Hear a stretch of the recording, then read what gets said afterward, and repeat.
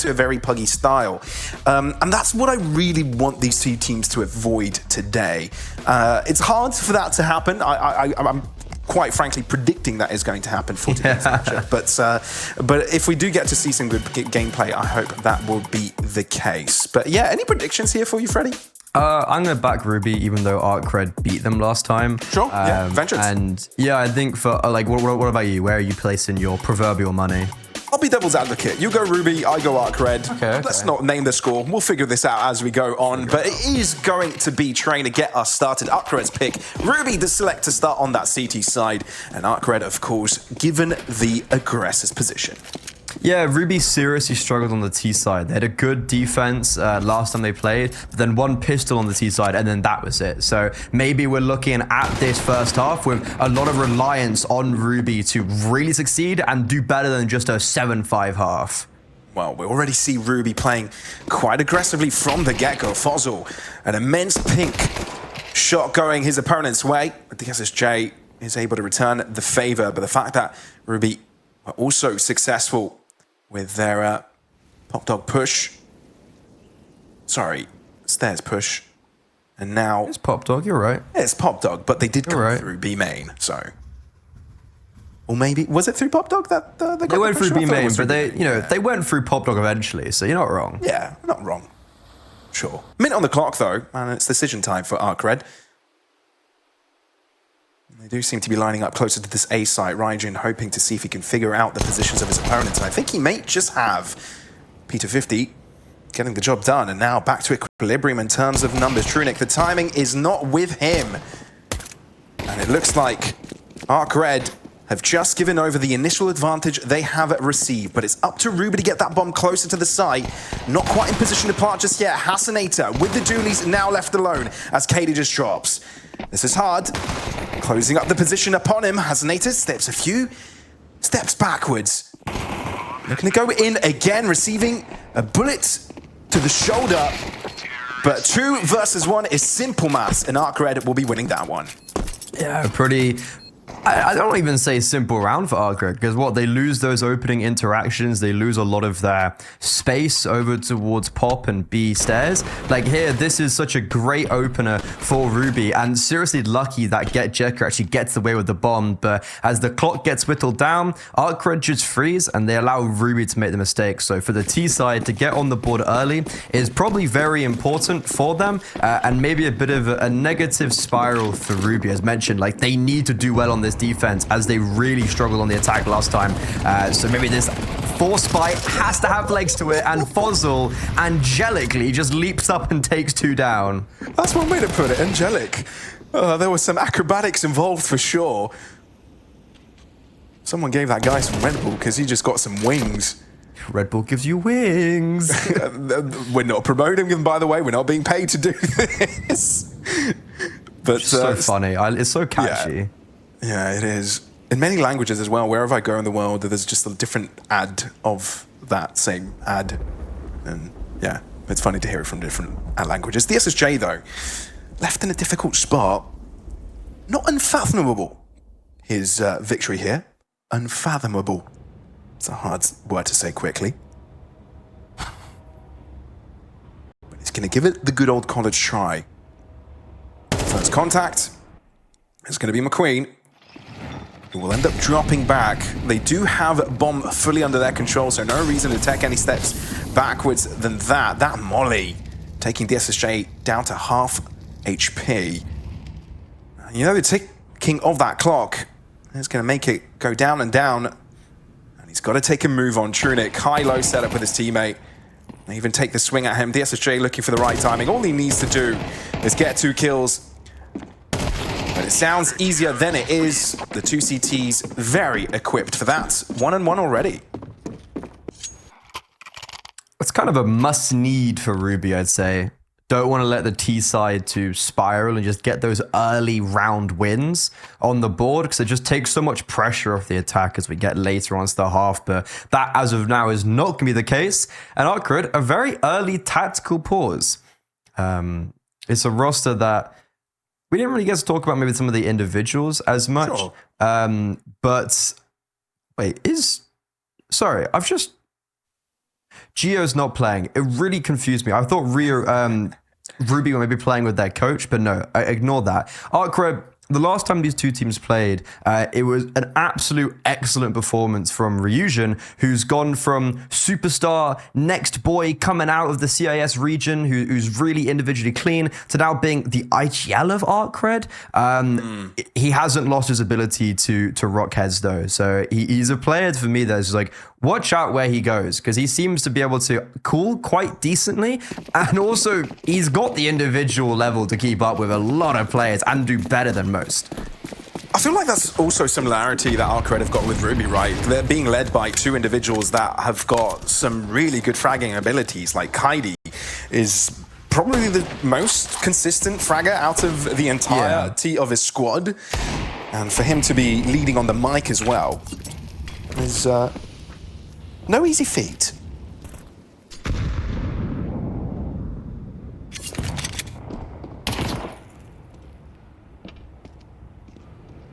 It's ARCRED's time to try and challenge with the Force Buy, but there's not much meat in this, as it's basically just armored pistols, and that's it. So a good old contact play, maybe out towards B, is going to be what the doctor ordered, but this should be a short tap-in for Ruby, and them looking to extend to, let's say, like 3 rounds after what would be an anti-eco as well.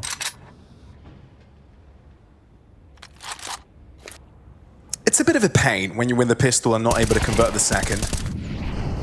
So of course you'll try and inflict maximum damage on the follow-up. But Ruby are looking clean. Rifles on all but one player. And this is good stuff from Nuke as well. Doubles up. Sure has to concede his life, and a potential AK collection from Ryujin. But he'll have to take an extra fight, which Kaidi is definitely well equipped for. So Ruby don't take long to get that second on the board. Very clean as well. It's kind of exactly what you'd want. So this is a really positive start for Ruby. Nuke, it happens to everyone. Like a good old just like a mouse wheel. You jump up and you're sitting there and you're like, oh, my mouse. It's like, no, it's your fault. But no, it's the mouse's fault. It's always a good start. Yeah, it's of course, because it's never going to be my fault, because it has to be my fault. Ow. This is a good start for ARCRED, who have actually been looking pretty keen on this map, to be honest, all things considered.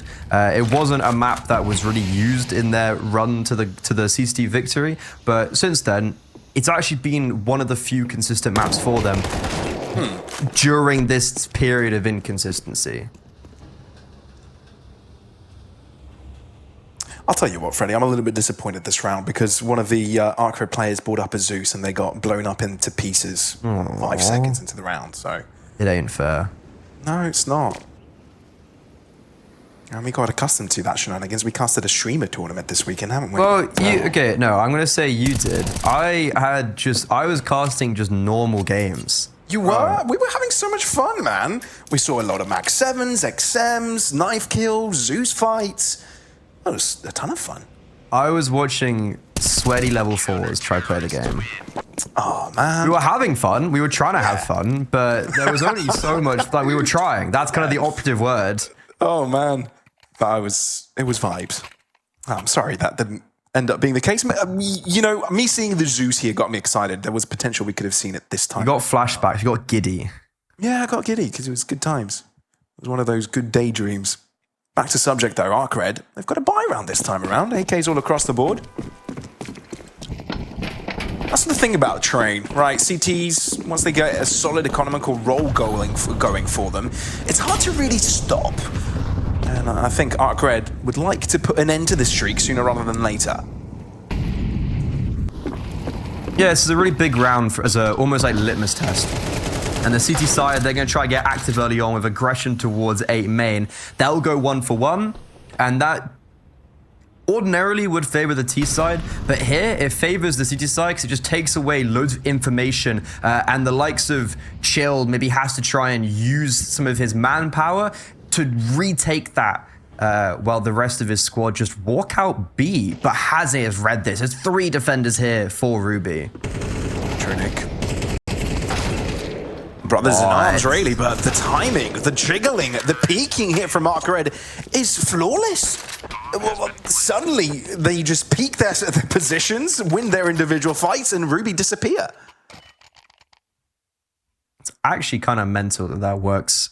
Just firstly, that it works as a origin, but more that it works so well. Like Ruby get caught with their pants down. It looked like they were trying to get aggressive with Hasnator rotating in. That makes sense. 3 of the 4 players are on a bomb site. You want to get aggressive. But the issue is they didn't expect a contact play. Why would you? It's the whole point. It's supposed to catch off a team, and that's exactly what it does. So Ruby, they've just been smacked around on the first gun round. They have no idea what's hit them, and now it's time to reset as McQueen gets an AWP out for the first time in this game. He gets pushed off an angle, and there's already an opening kill towards A. Indeed. That's a good start, but ARCRED don't really initialize the push off the back of it. They know it's their opponent's turn to get a little bit angsty about the situation, maybe force the issue, maybe overflood one of the sites. And you've got 1 minute and 15 seconds to figure out what the setup looks like, where the gap is and how to exploit it. Ooh, Cades needs to be careful, especially with that smoke fading. It feels like he's got away. Both him and Raging have got away scot-free. But here comes the hit towards B. It worked so well last round in the contact play. Issue is McQueen's posted up with the AWP, and they've yet to dispose of him. Bomb coming through ramp. Raging's still lurking around on A. There's 50 seconds left. I wonder if that flank is even going to have any effect, as the bomb now shall get planted. I mean, it's never mind as well. Well, no, it does. He gets the pickup instantly, so Kaidi also does a grand job over to the site, and instantly Getjeka is left with no teammates. Sure, the bomb goes down, objective 1 secured, but objective 2 is closing out the round, so yeah, he's yeeting out of there. AK-47, thank you very much, he'll keep that, but other than that, Ruby back on the board. Another round, but of the same narrative of the last, of how did X team win so well, but flipped this time Ruby. It's like actually surprising that ARCRED were able to get out onto the bomb site, get the opening kill in the round, and yet Ruby still have 4 players staying alive, and ultimately that felt very easy for them as they didn't panic, and for ARCRED, just a big worry that they get such an instant opening kill, and then that's it. Yeah, it's odd. Big greens on both sides. And McQueen is using his to make sure that B isn't the first target from ARCRED. So early information keeps the rest busy. But the DSSj, on the other hand, he's already racked up a number.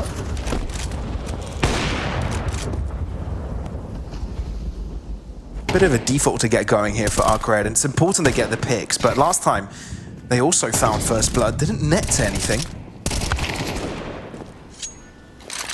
But this time, if they keep on trading these 1-for-1s, eventually they'll end up on top.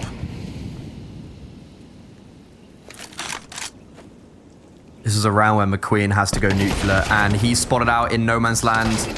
Pretty impossible situation. Cade will get 1. There is a quick rotation from Trunic, but he had his opportunity, and now that's squandered. This Molo is going to force Rusian out, and it will force them into the open from a 4 versus 2 to now a 2 versus 2. ARCRED are potentially letting this round slip through their fingers. Rasian's gonna just leap over towards B. DSSj not gonna get caught off guard. He's gonna have safe passageway on that rotation as well. But is Rasian gonna be able to get the bomb down safely? Because look how fast Trunic's got here. And not even Trunic, it's Cade at range. And because the T-side was so separated, DSSj so late to the party. And yeah, that was a 4v2, guys.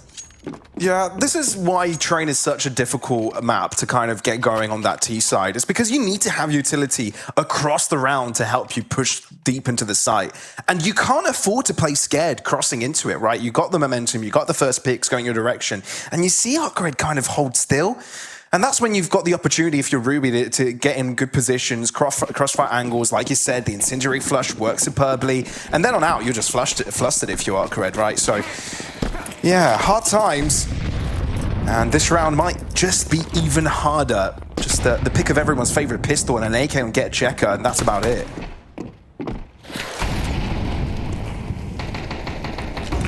This is looking like a great first half for Ruby. setting themselves up for success. And as I say, that Trunic dies for a spam and smoke on B because, you know, cast a curse is what it is. But ARCRED, they don't really activate off it. That probably was their opportunity to maybe get extra damage and a bomb down. But a contact play onto B, it's worked before, but this time they're going to have to really rely on the impact of Get Jekka with this Hero AK, especially with those long-range duels.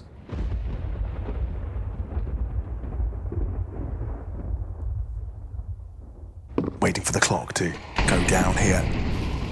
Waiting for the util pieces to be expended. Okay, up first and accurate. Sure. Great first shot.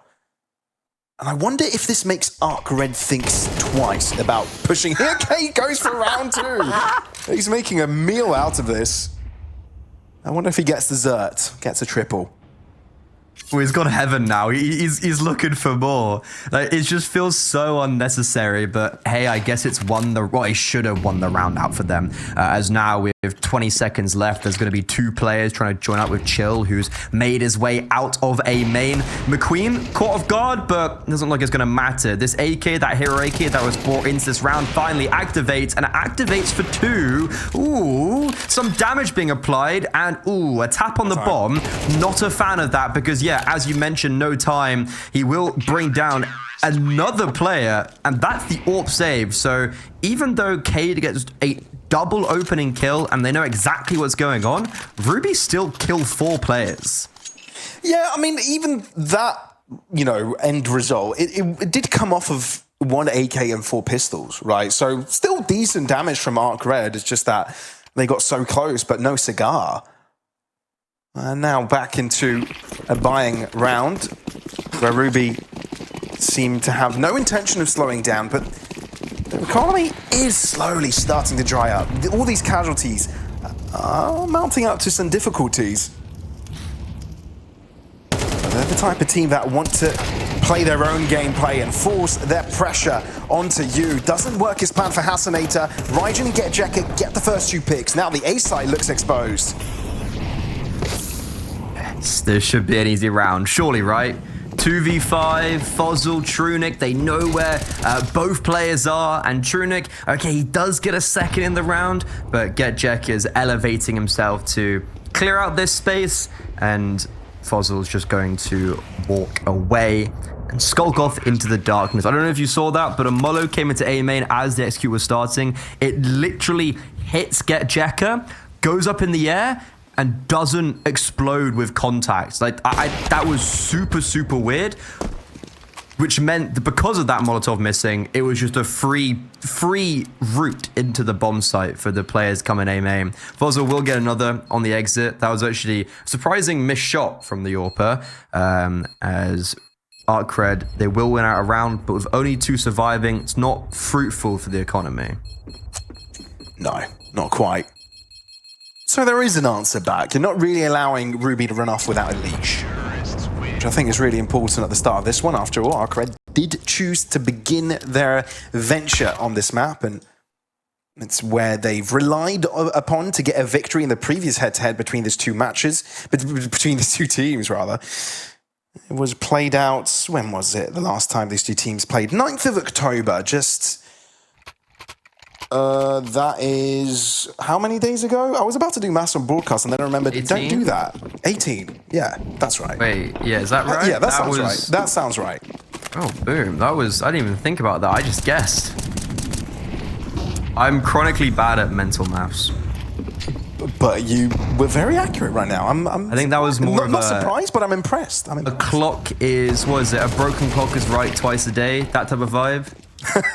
Fair enough. Fair enough. Still though, that quick exchange in main, just like my quick maths, has left us in a 2v2. Get Jekka is making a lot of noise, so Trunic just swings by. Doesn't give his opponent a chance to react, and now a molly, so DSSj is going to have to land in flames and make that one work. How did he get away with that one?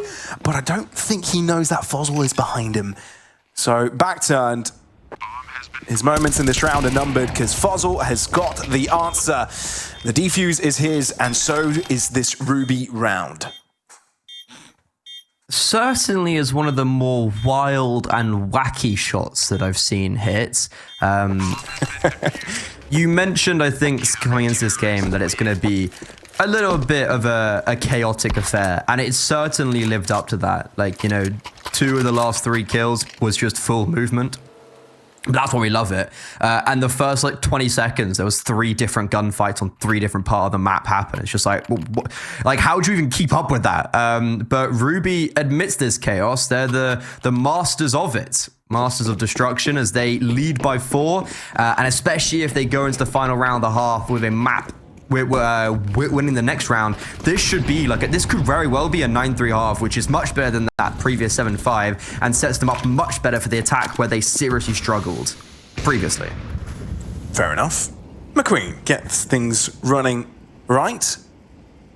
Carries the confidence from the previous round. Thing is, only 2 rounds left in the half, and if Ruby are able to get all of them, that is a very good start.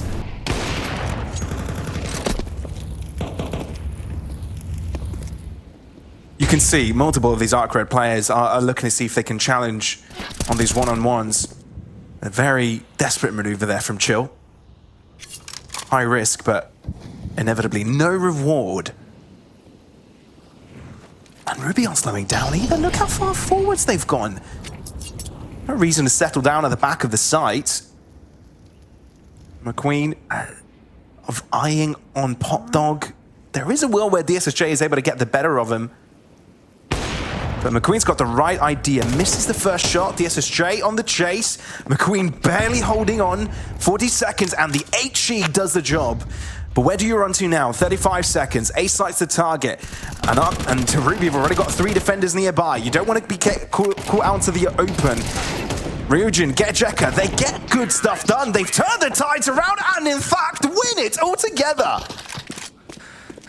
Oh, that's really just complacent is probably the best word for Ruby. And it's really showing maybe how uncomfortable they are on the CT side of Train, as that's not the first time where ARCRED just walked onto a bomb site and you sit back and you think, how has that gone so well for them? Ruby had the setup, but then they leave their AWP close to A main with low HP, and it's like, well, obviously he falls, and then, well, there's still 3 players there. It's still a 3 versus 3 on the bomb site, and oh, you get 1 kill out of that, despite there also being a fast rotation of the 4th. Very messy, and that's ARCRED with probably a sure foot into a 5th, because look at the money for Ruby.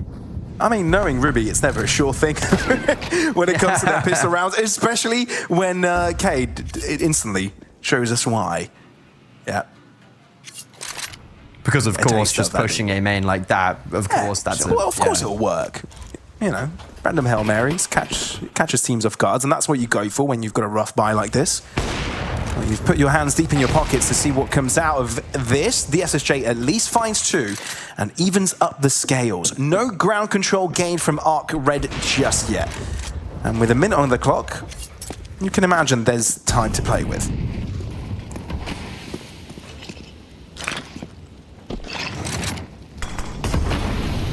This AWP is going to get smoked out, but I certainly know from watching Cade, smokes don't matter. He will, it's not a brick wall. He'll just go straight through them. Cutting complete noise. Yeah, complete noise is really just working in ARCRED's favor. McQueen has no idea. Cade, though, still active with the AWP. Trunic 5-7 up close, only good for the first. And now it's a foot race towards the B bomb site. This bomb should easily get planted, but will get Jekka expect Cade so quick in CT. Oh man, this is exactly what Get Jekka needed. Instantly, roads opening up to the B site, where he can hide, where he can lurk, and Cade has got no clue where he is. Every corner needs to be checked, every stone needs to be unturned. Get Jekka continues to hide. Oh, never mind, exposing himself, which Cade will connect upon, but there's no time, there's no kit. That bomb is going to explode, and there's nothing Cade can do about it. ARCRED will end up winning the final round of the half either way. 5-7 is the score, coming into the second round half with heads held high.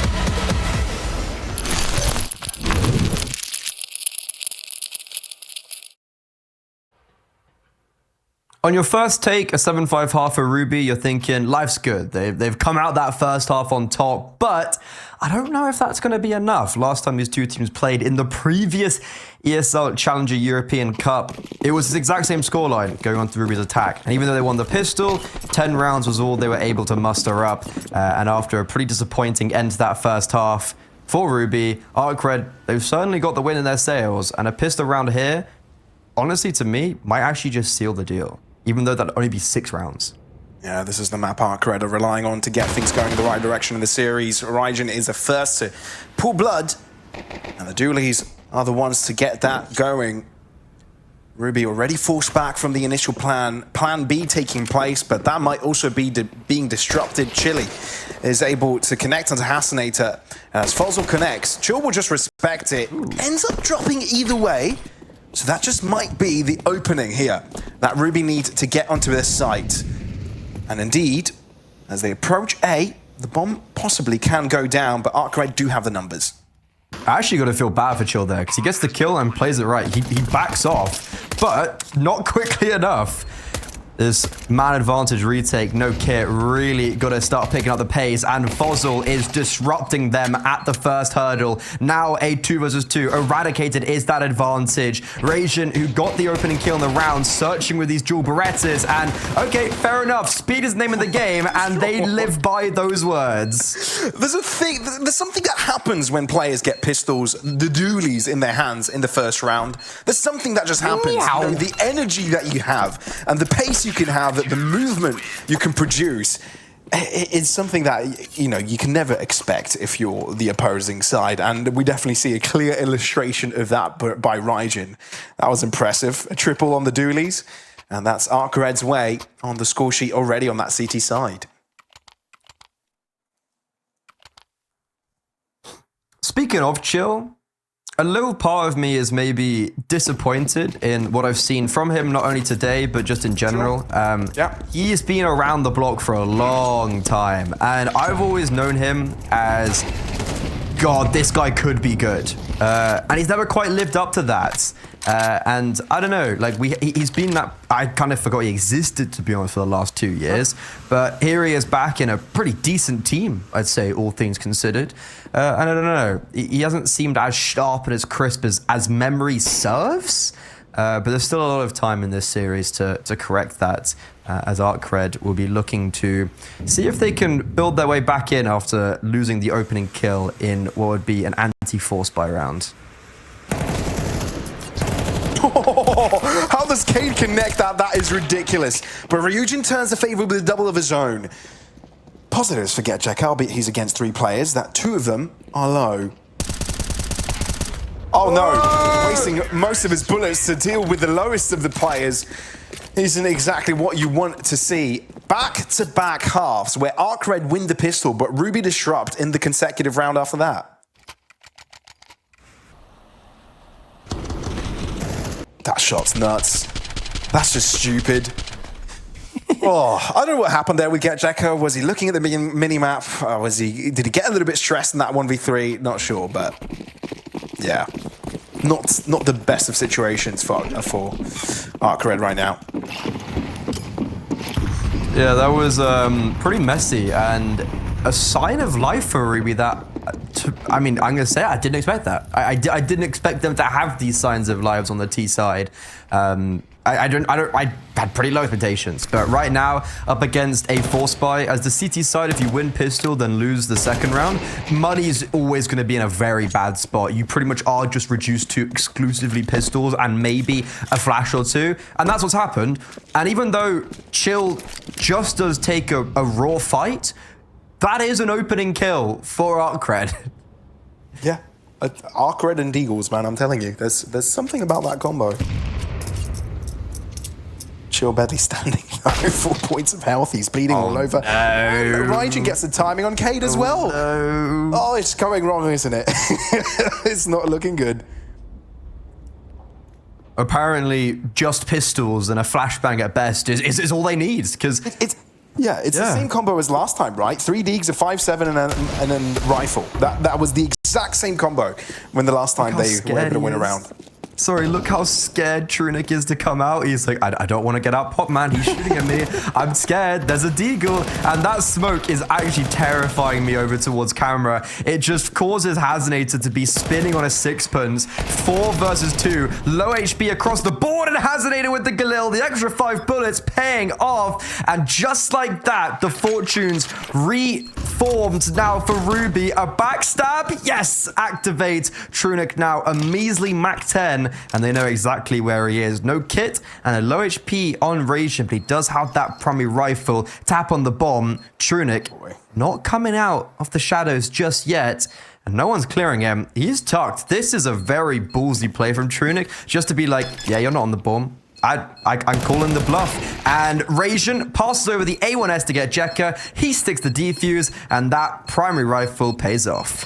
All right, back-to-back upsets. This time it's ARCRED to take down Ruby with lesser weapons involved. Sure, okay. Well, we talked that this game would, you know, go into chaos at some point. It definitely has already, but it's entertaining. It's very entertaining. Long time ago, brother. Long time ago.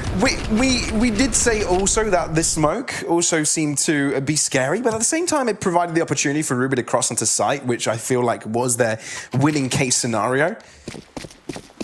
And indeed, it nearly got there. But yeah, the backstab timing off of over from Pop Dog wasn't doing Ruby any favors. So right back into a bye versus shaky bye. It's let's see if Ruby wins this one as well. That'd be funny. That would go with the theme that's currently being set. Sure. Chill's been tested like he did in the pistol round, but this time he has a lot more support. As Ruby, oh, this is boring. Actually, no, what would be exciting is if they win now, what would be the 2 versus 4? 2 versus 5, actually. Yeah. So yeah, this would be keeping in theme with a minute and 15, Trunic with a Tech 9 at Heaven, Hazinator to A main, bomb down Ivy, 2v4. This is what would continue that chaos. Mate, I think you need to be a director in Hollywood. That sounds like an incredible plot line. Just some bag at the start to make things entertaining later. I'm afraid that might not be happening this time, though. What about this would be crazy. Yeah. Oh, Tech 9, yes. 1v4, 45 seconds. About the time where Trunic has won that fight, 1v4, gets a pick here on the cross. Double spam through the smoke, just like boom. Enables wall hacks. There you go. Yeah, thing is, bomb's out of his control, so ARCRED are just going to chill there. They know if Trunic wants any chance of winning it, he's going to have to go past all of them. So no pressure here. And equilibrium looking like it's going to be restored. Not only equilibrium, but normality, because for the first time in what has been 4 rounds, the team with the better buy is the one to win. Finally. Chaos over. Is it that now? So who really knows? Yeah, you never really know in this type of situation. But ARCRED looking pretty secure. I imagine as soon as they take this lead on the CT side, which should, but operative word being should, come now.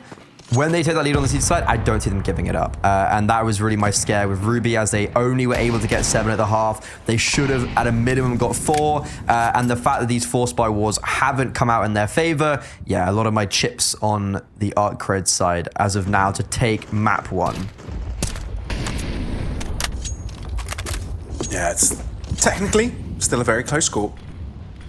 But you're right. If you're looking at trends, ARCRED definitely a lot better positioned. Ruby, collectively, looking to make their approach onto B. Where mathematically speaking, they'll have a better chance in getting the bomb plant, as it's only 2 out of the 3 players nearby. They still have a flash available to them, and that's exactly what they'll use to try and get themselves an exit, get Jekka able to get a couple of players already. Ryujin has to fall though, which is interesting. Ruby end up with a bomb plant and another pick. If you find a rifle here, things get scary. Cade gets a lockdown, and all of a sudden, Raijin is left by himself. Cade versus Raijin. Now, this is interesting. A 1v1 now, but Raijin has the better timing in the clutch. And boy, did it get too close for comfort. Yeah, the fact that it has to get to a 1v2 is preposterous. God, he didn't even have a kit as well. Imagine if time got maybe stretched out a little bit more. Okay, there was a kit, but that was too far to pick up anyways. ARCRED counting their lucky stars. And even though it's a round loss for Ruby, does that make me rethink my narrative as they were able to do that on an eco? They've limited the purchase for the CT side, so money's very bad for them. I'm really looking at this next gun round to see if I can be proven wrong, and if my narrative of, well, ARCRED have the lead now, they're not going to give that up, is that going to actually stay true? Or was that a wake-up call that ARCRED needed? I guess we'll be finding out as this game goes on. Decent HE goosh onto Cade. But it does look like a very quick double-sided approach onto this A site. Cade is being blocked off by mollies, but he's taking up a lot of space already. Incon quite quick. And now Raijin trying to stay quiet and see how many he can get before he ends up dropping and giving control over to his opponents instantly. A site is under T site domain. And it's the DSSj and DSSj left in a 2v4. A very unlikely scenario. Ruby definitely. They've got fire in their veins, not letting this one get away from them.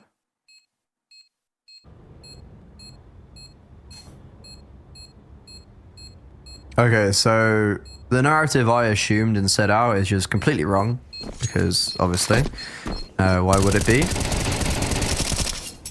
Ooh. 3 kills. That's very costly for the T side now, but regardless, I would still be pretty chuffed as Ruby to be taking that round from underneath ARCRED's nose.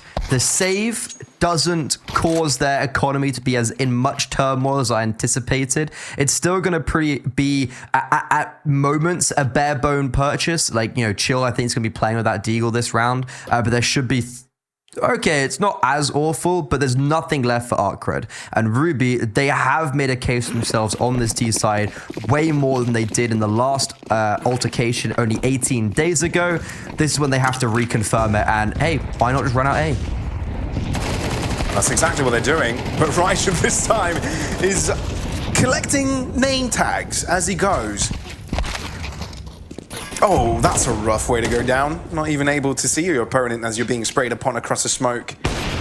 This is, or at least I thought it was, the quickest round we've seen so far, but K's still standing. And Chill being low. What do we think, Freddy? Clutch possible? It's got the bomb, and it's all about if he expects the flank, which he doesn't. That was the first step, and he never even gets past that. So what a great call that was from ARCRED. I think they all died within, or about 400 damage from Util was done within like 10 seconds of the round starting.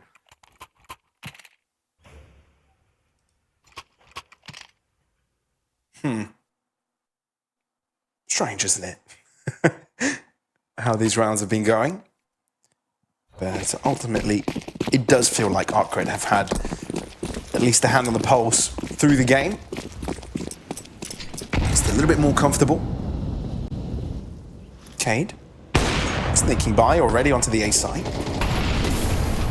Crossing through, but the rest of his teammates having to cross through flames to make it in with him. Isn't exactly going to work for Ruby, but this one should be a fairly clean endeavor. The DSSj needs to just be wary of the Ivy push from Tunic. Instead, Ryujin will be punishing his teammates' fall. So it's just out to Hasanator, really, and there's no gun, I think, nearby that he could pick up. He could fall back and try and make it work that way, but he's going to be falling into the hands of DSSj unless he just sticks to this corner and, you know, calls it his home. Doesn't look very cozy, to be honest. I would, yeah, it looks a bit wet. Damp, bit of drizzle coming in from the roof. I would highly unadvise just sitting here for the whole round, as you kind of want that loss bonus, but as this game's going, you never really know what's going to happen next. This is like the epitome of never let your opponents know your next move. I'll tell you what. He's got the timing on Get Jacker here. Ooh, a knife is good here for very real possibility. Hello, extra cash in pocket. That's Not good. bad. I mean, like, I think how that round's unfolded for Ruby, yeah, I'll take that. Issue is, it really is do or die now. As ARCRED have hit 11, and this would be what Ruby's last gun round is if they had to lose this round. Just please don't run out A. I really hated that call. It feels just so silly to throw away a round like that by just forcing yourself out A, especially up against a lower purchase. So for Ruby, I expect slowing down the pace a little bit. And maybe one of the first actual normal gun rounds we'll be seeing. What's normal at this point? I think I've forgotten. I forgot what it is after watching these teams play against each other. It is that CIS pack style head-to-head, isn't it? As always, it kind of inevitably falls to this point. Sorry, DSSj's they both saw each other. Yeah, like they both saw each other's toes, but then no one really wanted to pull the trigger because they know like that would happen. DSG wanted to try and hold the trigger, see if he could confirm an actual kill, but instead, is it patience? Is it greed? Whatever it is, he comes away on the back foot with 34 HP.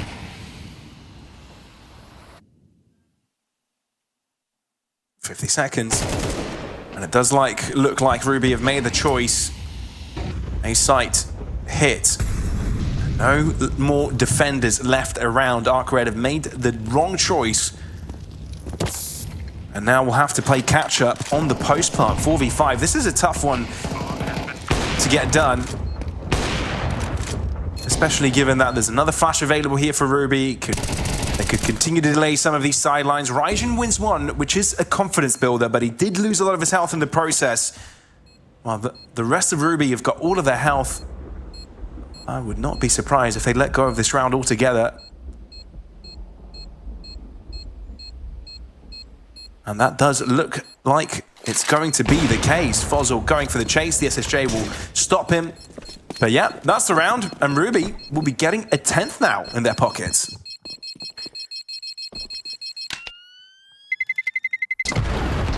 Just walk out A. And it's almost like a gentleman's agreement, as ARCRED also keep a lot of players alive, 4 alive to be exact. They are going to be sitting comfortable economically, and that was actually a pretty smart decision to try and not go for a difficult retake there and just bring over the riches into this round. You have rounds to play with, so ARCRED not having to script the bottom of the barrel and playing with actually some sort of reserve, which is not normally what we notice from these teams.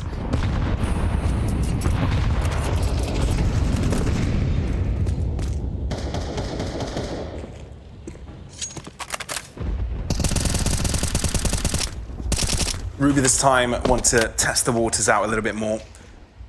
It's just a normal approach towards his B site, having that lurk over on Fozzel, making sure that your opponents aren't gaining too much space for free. But it does look like a standard B hit here. And they're not going to delay it at all. Great flash, backed up by Hassaneda's headshot. And if they continue like this, a solid chance. Ryujin trying to stay quiet, trying to see if he can get some damage done, but McQueen is too quick for him. And Hassaneda taking up so much space over the site. ARCRED are going to have to give this round over yet again. Ruby on a roll right now. Or dead should be brought into the next. And for ARCRED, the first time they save, you congratulate them and say well done on not going for an unwinnable retake and bringing your fortunes into the next round, so you have that full purchase. They do it a second time, that's when you start to question mark a little bit, as Ruby have quite easily just won back-to-back rounds now on the T side, and they can still get it done in regulation. If ARCRED don't win train, I'm already calling a 2-0 victory for Ruby. And this hunt for Ruby to try and take away Rasian or Chill's rifle. I would have thought they'd thrown a little bit more bodies at that, but it's another kind of gentleman tip of the cap as ARCRED. This is starting to get a little bit scary as their lead they once had has completely withered away in the dying embers of their map pick.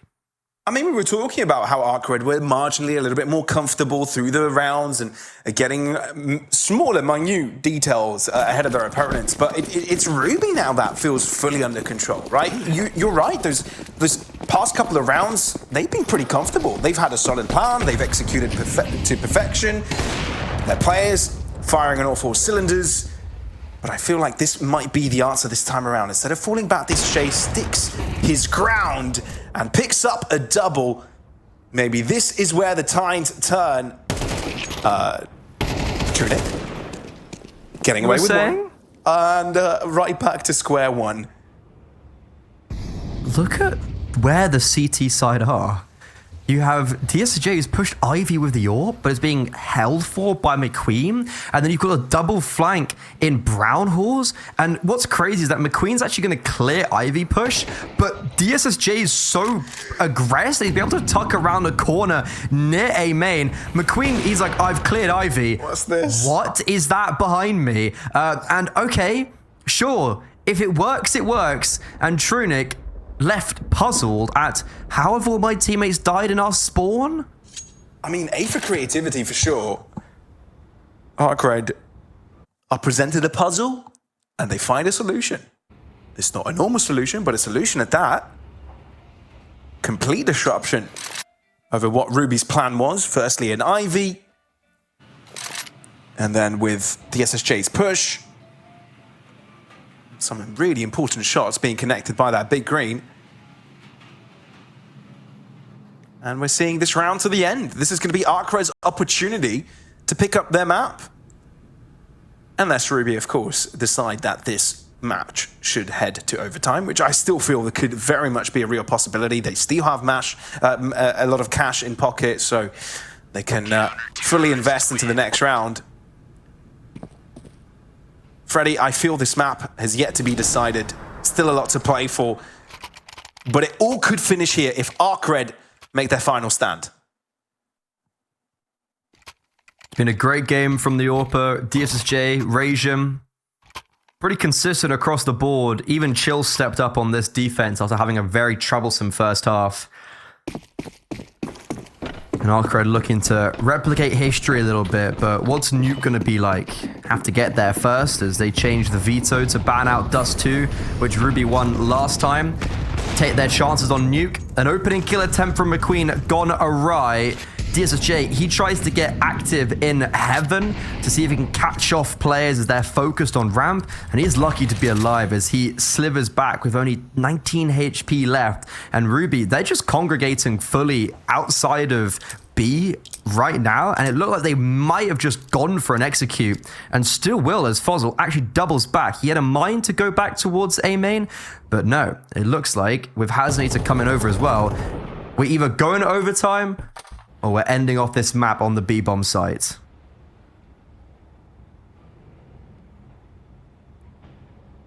This is the silence before the storm. With Chill's push, I feel you get an idea about what the plan is. So ARCRED confident to keep 3 players to the B-side defense, but we've seen this one before.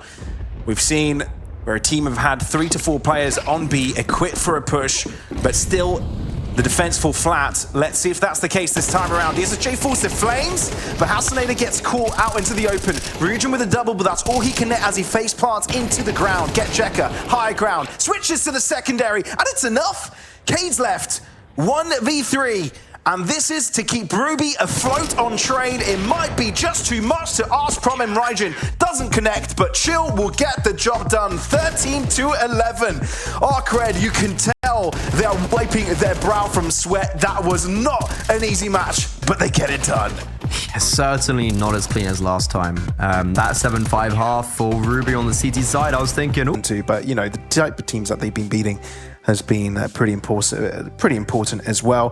Talk about teams that they've been playing against. Ruby was one of them, and you know, Ruby ended up winning that match. So you know, it goes back to the conversation we were having, Freddie, about Ruby having shown that in good form they can get to a quite high level, but we need to see that form a little bit more frequently to believe in this roster long term. But it's time to get going. Enough fussing about, enough with the tech pauses. It's going to be ARCRED starting things off on the CT side and Ruby on the D side. T side antics. Three outside, 2 in lobby. Bomb going outside with smoke top main. Rasian spots them out, but I don't know if he realizes how many players there are on the other side. Activate towards ramp, but there's 3 defenders, and well, there may as only well be one. DSSj takes 2 scouts. GetJekka kills himself going onto the A bomb site. Is that going to come and cost him? I really hope not, because that would be pretty brutal and mortifying, but luckily, yeah, not going to be too much of a factor. His suicide.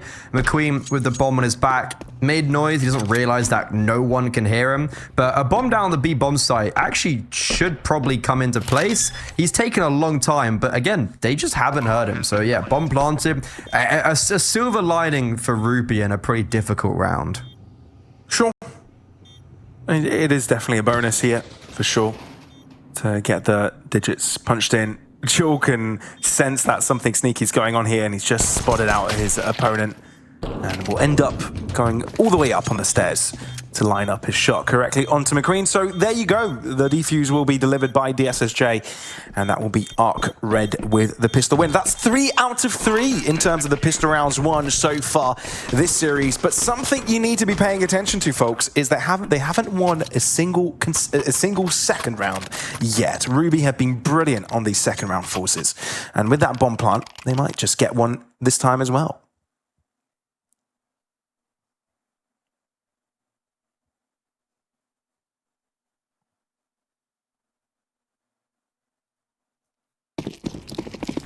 Start how you mean to continue, ARCRED. Looking to close this one out 2-0 and further themselves in this tournament like the last time.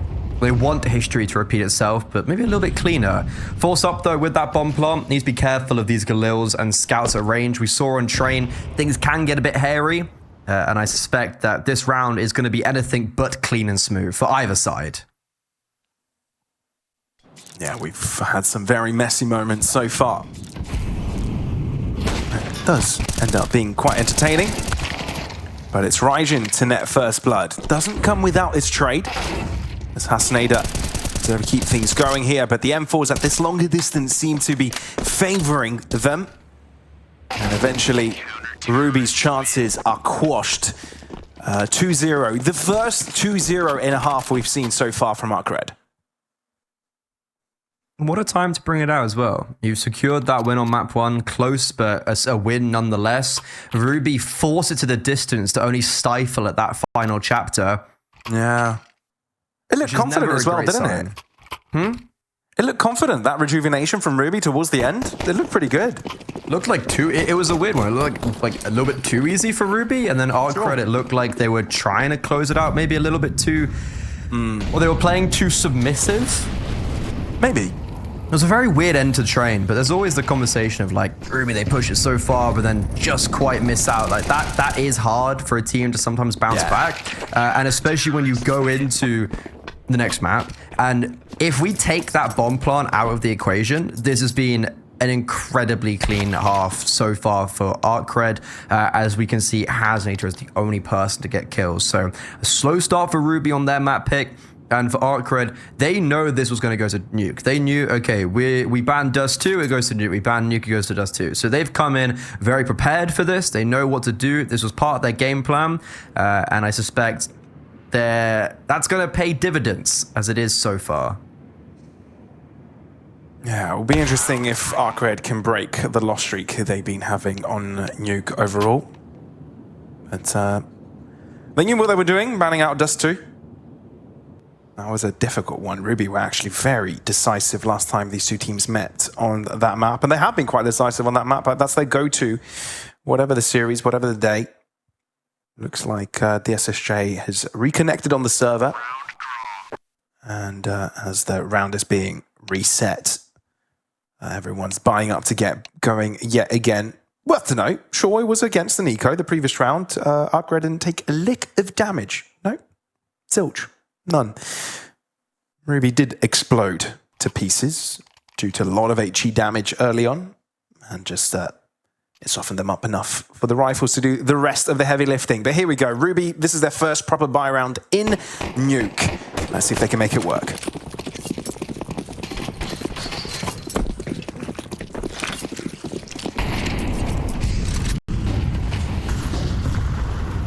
Heavy outside for the T side. Assume a second layer of smoke to be put down, but it would have to be on the fly, so there's a very high chance they maybe just dry peek, which is going to really favor ARCRED. Look at this from DSSj. He's already situated himself in towards secret, but no, there comes a smoke on the fly as mentioned. Nade. DSSj doesn't want to play too quickly because they're holding for him, so he activates with the rest of his teammates, and in tandem, they smite 2 down. Fozzel will have some fight back, but look at the HP for Ruby. Sure, it was only a 1-player disadvantage, but words have really elapsed me. But regardless, ARCRED, now that is clean. And I said they would have a good plan coming into Nuke. That round was calculated. They crossed all the T's, dotted all the I's, and Ruby just walked into their setup. I mean, that's definitely the case for the start of the round, but towards the end, DSSj walking up there, that wasn't part of the plan. He was just mollied. He just wanted to escape the flames, so instead of walking backwards, had to go forwards to not get burnt alive, and it ended up netting him the final kill as well. So, yeah, no, you're right. That was very clean, premeditated, pre-planned, and superb start to ARCRED's CT campaign.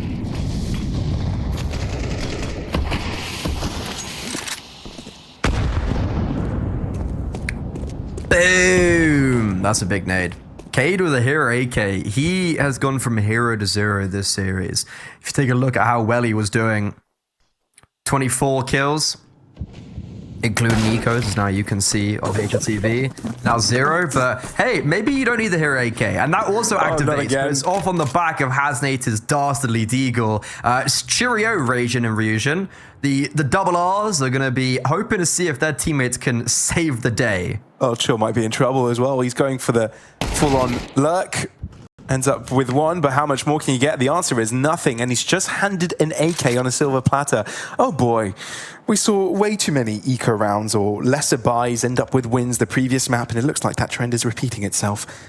And let's get checking DSSj have got some magic in them, but it doesn't feel possible.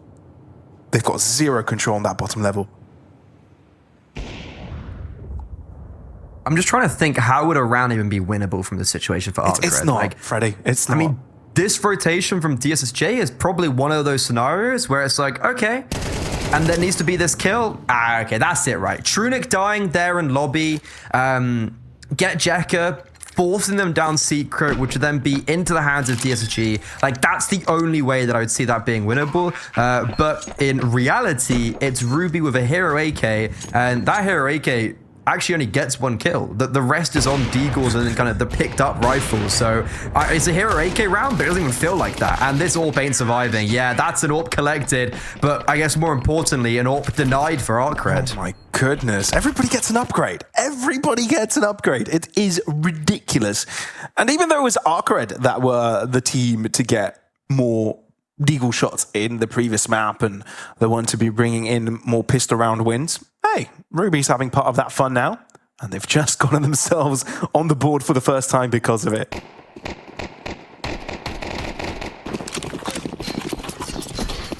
Is it a flash in the pan result, though? Is this just going to be one of those rounds where, okay, there was 2 nice shots outside, and then that was kind of it? DSSj maybe overextends. Didn't expect Hasnator to be swinging that far. This is really the game that we expected. Just people swinging for the fences and first bullet headshots being hit all around the board. And okay, it's going to be anything but a flash in the pan result as Ryujin and Rajin, the 2 players who died first to allow for that force buy round to be won, they now have to fend off what would be a 2v5. Oh boy. Back-to-back rounds where Hasanator's the one to open things up with a one-tap headshot, no less. Each time. This may seem a little bit more fathomable for ARCRED than the last 2v4 we saw, especially where Fossil could get caught, but no. Yeah. The ambulance is called, but not for him. Rajan now left, a potential to find a pick, but that doesn't go his way either. Individuals are shining right now for Ruby, determined to make Nuke theirs.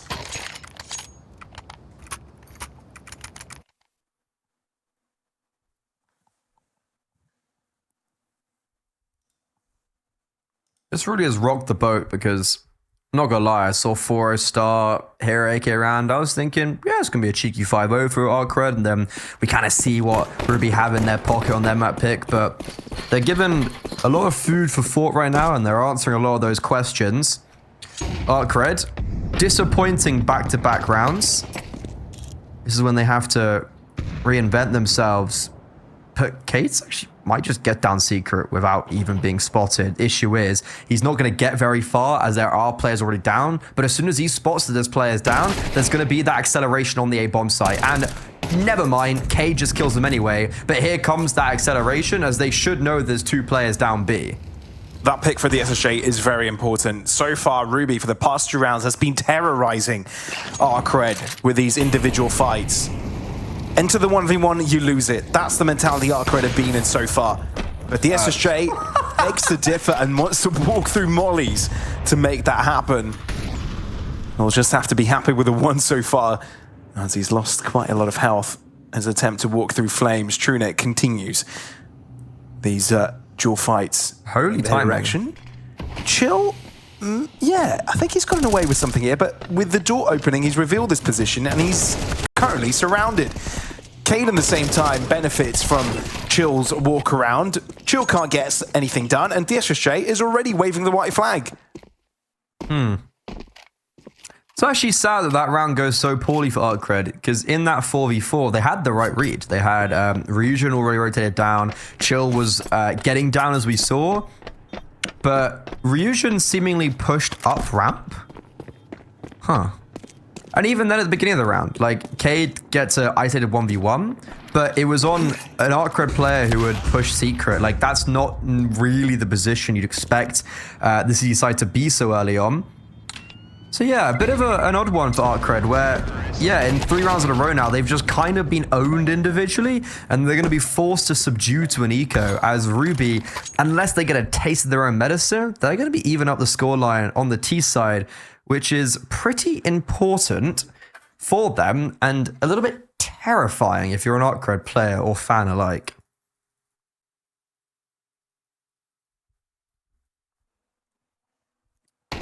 Fancy a deagle round from ARCRED.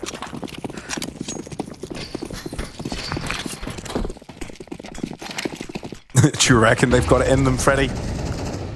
That'd be funny. Nah. It looks like things are a little bit more normal this time around. It's McQueen with first blood, having his hands on the big green. Again, that heavy outside setup that they're accustomed to. One, that's not even a lobby lurk. You just got a player right on top of it. While you do have ARCRED pushing to gain that information, realizing there's not much going on there. And by process of elimination, you'll quickly realize where Ruby have got their efforts placed.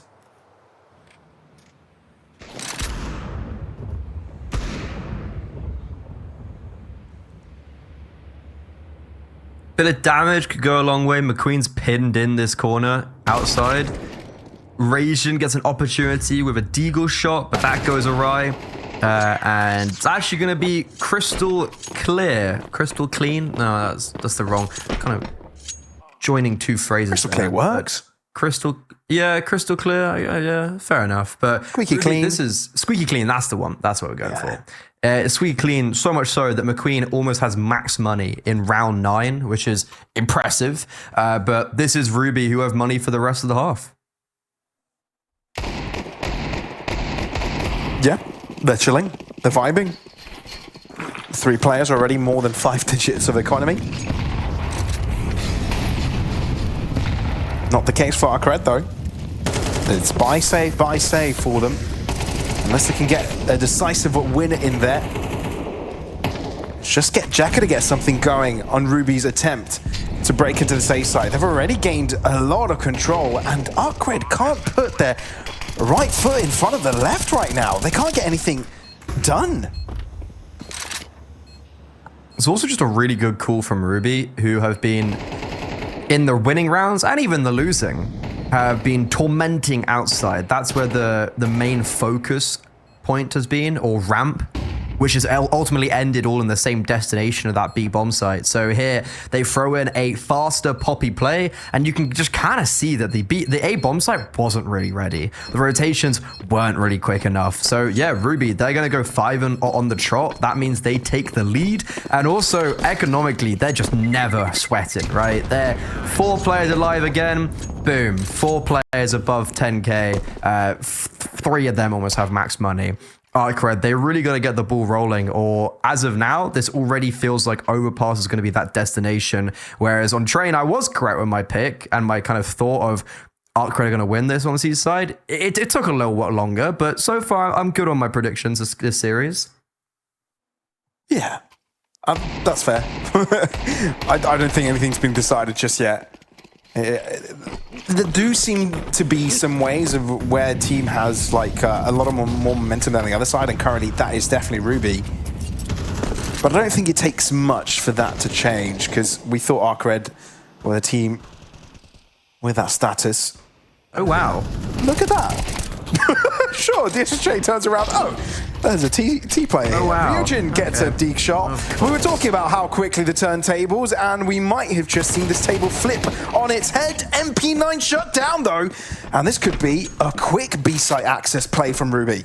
There's 2 people here already though. DSSj is rotating down with that primary rifle. Chill, he's gonna go overlooked. Oh, never mind. Through the air, slam dunk, a Goomba stomp. And all of a sudden, from a 3 versus 5, it's now a 3v2 for Ruby. Door opened. Trunic down and out for the count. McQueen not even assisting, focused on single door, and no way. Picked up AK, starting out with only a deagle. DSSj, what a round. Be it a deagle, be it an AWP, be it an AK-47, DSSj is an absolute demon. He individually unlocked that round there for ARCRED. He had no business winning that one, but superbly was able to outcheck one of his opponents time and time again, isolate them, and put ARCRED right back in the conversation of this map.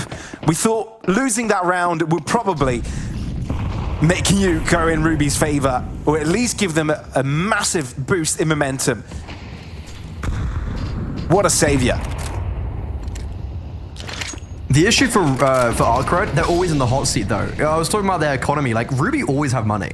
So that is a little bit of a difficulty of, okay, you have that individual heroics, but right back into the fireplace, and it's right back McQueen getting the better of DSSj, lost out in the final. He was the final player alive in round 10, but this time he makes up for his troubles, and Ruby looking like just to still themselves back in winning ways. They had their moment of fun, moment of a bit of trolling, a bit of over peaking, but looking to restamp their approval. And it's a fake A into a ramp play. Ryujin, you can hear the commotion. He's unassisted though, and Fozzel's Ferrari peak is enough to disrupt him. And this does indeed look like a dangerous Ruby squad. ARCRED hoping they can get away with something here. Chill chasing after one of his opponents, but Fozzel's got his teammates back, and no prisoners here. ARCRED, they can run, they can hide, but eventually Ruby will be on the chase either way. And I think, Freddie, you're right. It's not like Ruby are allowing ARCRED to gain any sense of comfort right now. Gotta feel bad for DSSj because he kicks off what could be an epic comeback. He gives his team the way in, but they can't do anything with it. I am not sure if Ryujin survives here. He will now. I mean, he might not actually. So, sorry, yeah. him sticking around, you saw what happened to McQueen. He's going to die to the explosion. I then thought maybe McQueen would kill him, but okay, he dies to the bomb like I thought Rasian would. But yeah, DSSj gives his team a way in. Those individual heroic plays is something you can't rely on for consistency, but what gives you the ability to put yourself back in that conversation. As you said, issue is it just goes flat almost instantly. And Ruby looking to end off this half with another 7-5 scoreline, but this time way more convincingly. Hey, half's not done. Last round now remaining, and ARCRED are fully equipped. It could have been way worse than this. And indeed, early damage on Decayed is good size to come for the ARCRED squad. It's funny how one team has got red in the name, but it's Ruby that has got red on the logo. Raijin, though, is the one to draw blood and see red on the server itself. And damage is slowly but surely being inflicted all across the Ruby squad. Raijin is such a menace, and he's still standing. He's got no right being alive still. Hasanator's got no clue where to look. The smoke is just giving Raijin all the space in the world. And Hasanator and Trunic both now, hand in hand, need to figure out how to solve this damn puzzle. I think that's they a may have way just found in. the first key. Yeah. That is a pretty sharp shot coming out from Hasanator. Will they expect Rasian to have backed off into Secret? Probably should. Probably, There's going to be a game of timings. Hey, And Hasanator, yeah. So Rasian just staying alive though does get all the information to his teammates that, yeah, they haven't come secret. We heard them outside. They're probably going towards A. And oh my God, I said it was going to be a game of timings. He probably couldn't get a better one. And just like that, it ain't pretty. It's not a great half from ARCRED after a 4-0 start. But they do settle themselves in an even kill, 6-6 half, going on to their attack, looking to close us out 2-0.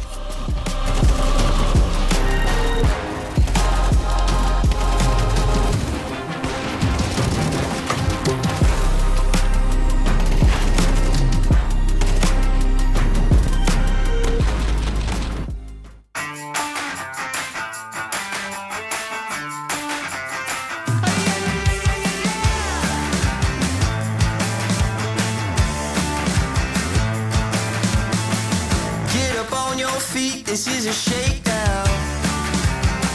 Order up that beat just like it's takeout.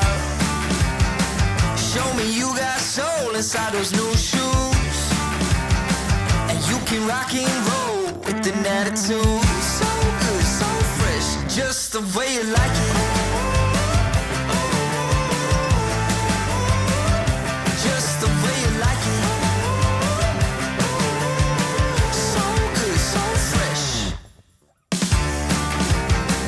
You're the new MC, you got the remix.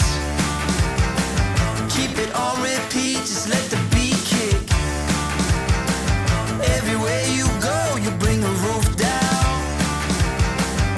Everybody knows you got your own sound. So good, so fresh, just the way you like it.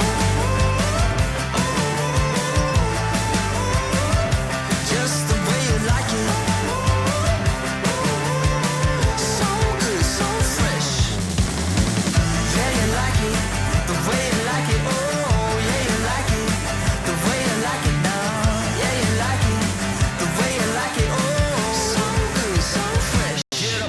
Feet.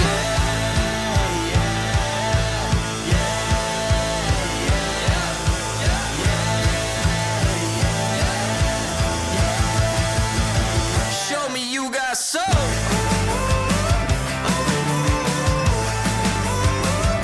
Just the way you like it.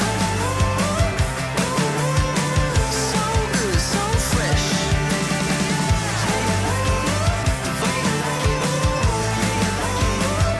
Just the way you like it.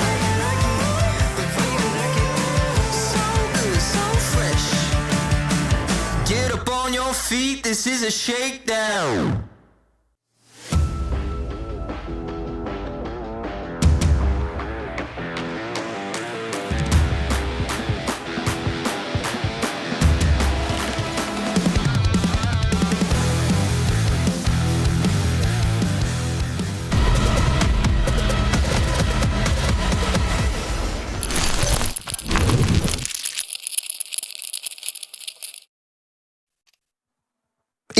literally not be closer than this. 6-6 being the score, as ARCRED did spare a little bit of a comeback after what Ruby did midway through the half. Now, we switch sides though. It's ARCRED's time to be on the driver's seat in terms of tempo, and Ruby on the reactionary, as we quickly see ARCRED bolt their way into ramp. Ooh, vroom, vroom. Straight foot on the pedal after the half concludes. And no blood drawn just yet. Finally, Fozzle put down. He was tormenting ARCRED over on the T side when he was just running out ramp. Bit of taste of the medicine. So bomb planted now in a 4v4, but look how close the whole of Ruby are. They're all retaking together from double doors, and they're just going to go into the meat grinder, but they might be able to come out the other side. They've opened that can of worms and somehow have fended off the monsters. Still though, 3 defenders here, no kit.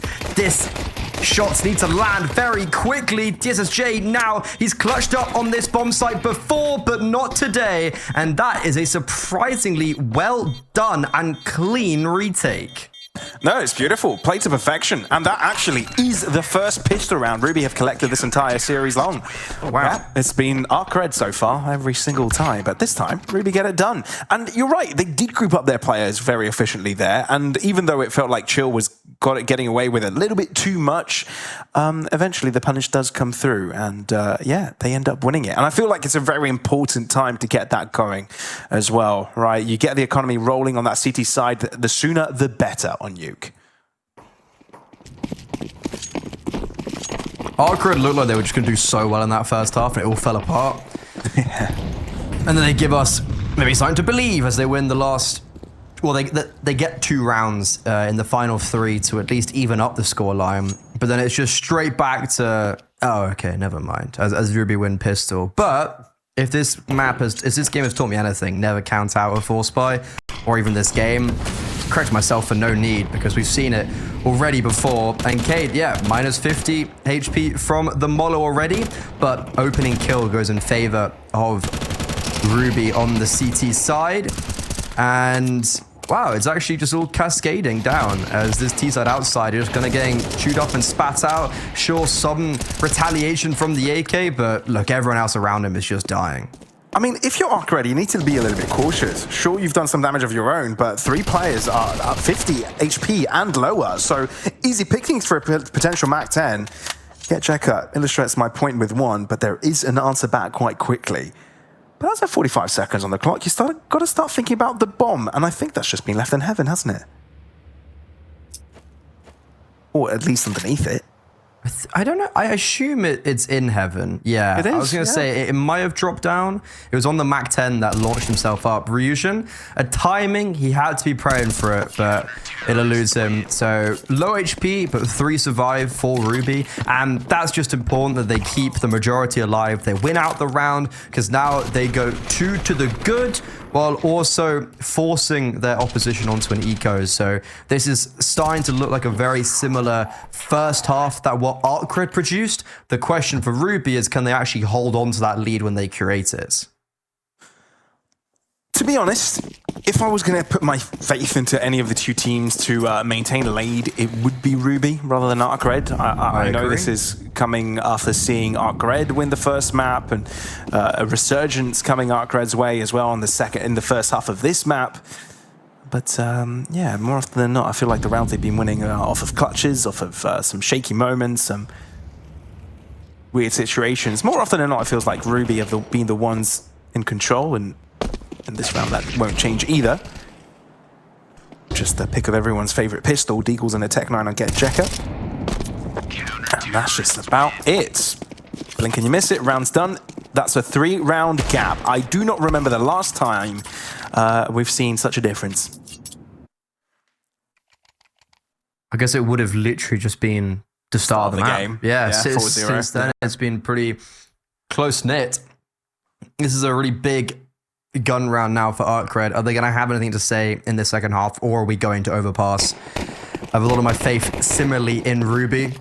I think as soon as I saw them start getting that traction together and it was 5-4 or 4-4 on T side, I was like, yeah, I think that's for me already. I've seen enough. And this T side, they're just going to go straight in towards ramp. Fuzzle needs to be very careful, but he's got McQueen. They will not expect the second player. Whoa, actually, a lot of damage is put down there.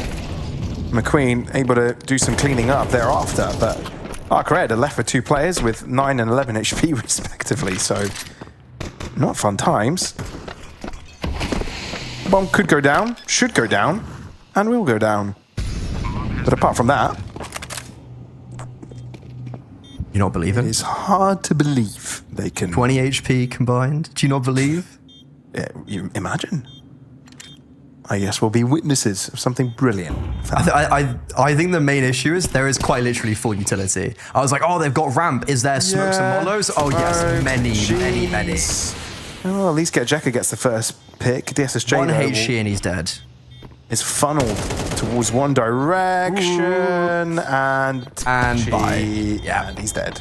Wow. Oh my god, sorry. Look how close. Look how close that actually got. Like, imagine it. You know when he swung out the first time and he missed on when they were both not looking at him? Like, if he gets a kill there, whole different story. That actually could have been very well a round 1 if he had just hit an instant first bullet headshot, which is obviously asking quite a lot, but that gets shockingly quite close for Ruby. But all things said and done, they come away from a very impressive opening stage round. It's very similar to what ARCRED produced in their first half. 4-0 start. I've seen this one before. Yeah, full set of AKs, but when it comes to utility, they don't really have too much left. A couple of smokes, couple of flashes, and that's it. But at least they get first blood. Yeah, Cade took a little bit to warm up. I remember he was like 0 and 5, so he's really had some retribution. Rajin needs to be careful. Exactly that. Yeah, spamming through the smoke on 2 HP. Not something that I would have advised, and Rajin finds out why, as Ruby, who have used all but a smoke and 2 flashes, are going to try and get down towards B and get down without being spotted. There's a very late Jekka. He gets spotted, but he kills Trunic. They haven't confirmed now how many are down towards B, but they should probably understand Chill's got a kill, Jekka's got a kill, so minimum 2. And because of that, ARCRED, they've gamble stacked on the rotation as McQueen's also cleared out lobby. This is brilliant for Ruby. Fuzzle, if he gets away with more than 1, it would be marvelous. And you're never going to expect Hasanator here. That is a pick and a half. Jekka now's on the hot seat. 35 seconds. Sure, he's got bomb control, but now he's got to deal with 2. God. Finds a first. Realize Hasanator's here. Goes for the chase and gets the clutch. That is simply ridiculous. So many switches in the round itself, but let's get Jekka to get ahead. McQueen gets sat on his ass. That is a crazy headshot. I'm not sure if the Orban made noise coming down the ladder or if Jekka's just that aware. And this is just a great first bullet headshot that he had to hit. Nothing about it apart from just connecting into the brain. And that's a step in the right direction. And what did we say? We've seen this one before. 4-0 start for Ruby. Similar to their adversary's 4-0 start. How did that first half go for ARCRED? Well, 6-6. History repeating itself, question mark? I'm still not comfortable in the way that ARCRED won that, though. I'm still going to be critical about it. Sure, you know, you win your clutches, you're able to stay in the conversation, but other than that, you're walking on thin ice, my friend.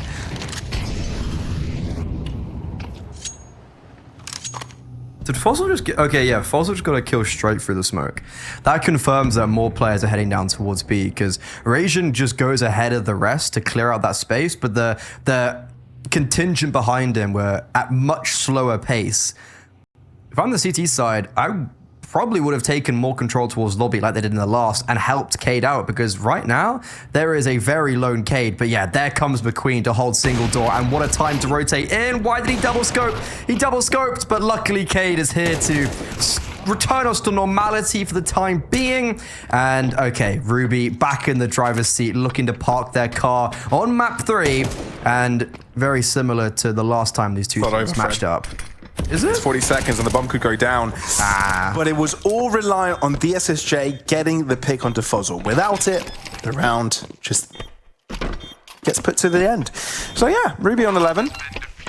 And they just feel, it feels like they're a hop, skip, and a jump away from taking us to Overpass here.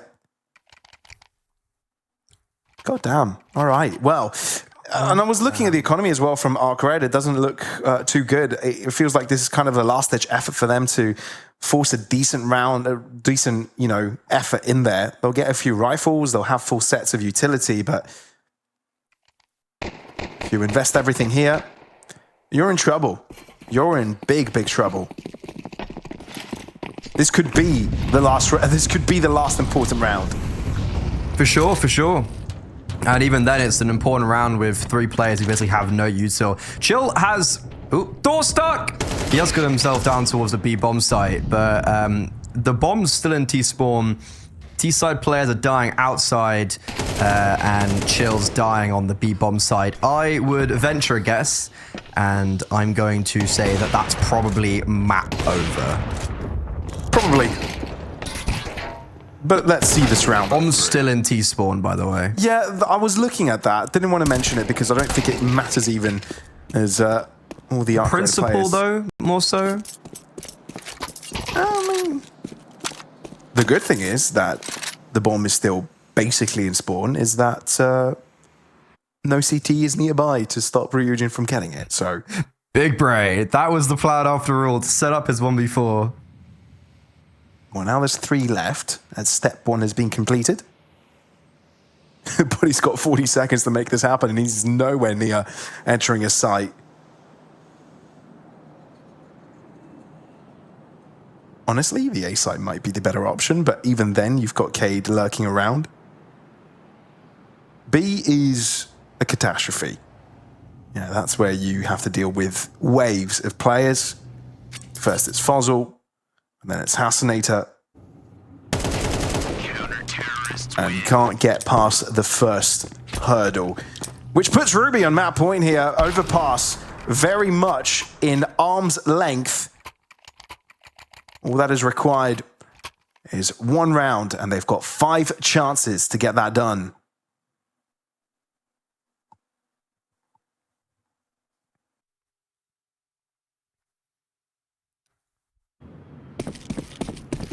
Ruby finally looking like that team that won a CCT only a month ago. It's crazy, that, right? How Yeah, big a month can be in terms of a team's performance. Bro, like 5 days. This is a fast play though from ARCRED out onto A. Cade kind of caught and McQueen out in no man's land, especially that AWP coming out from heaven. Really seemed to misposition slightly. Trunic lucky to get away from main, but that's when Fozzle activates. Issue is only good for 1. It's a good trade from GetJekka, and even better awareness onto Trunic, a lifeline. And that is probably just it for ARCRED, as they win 1 of the 5 needed to get on the trot to put it to overtime.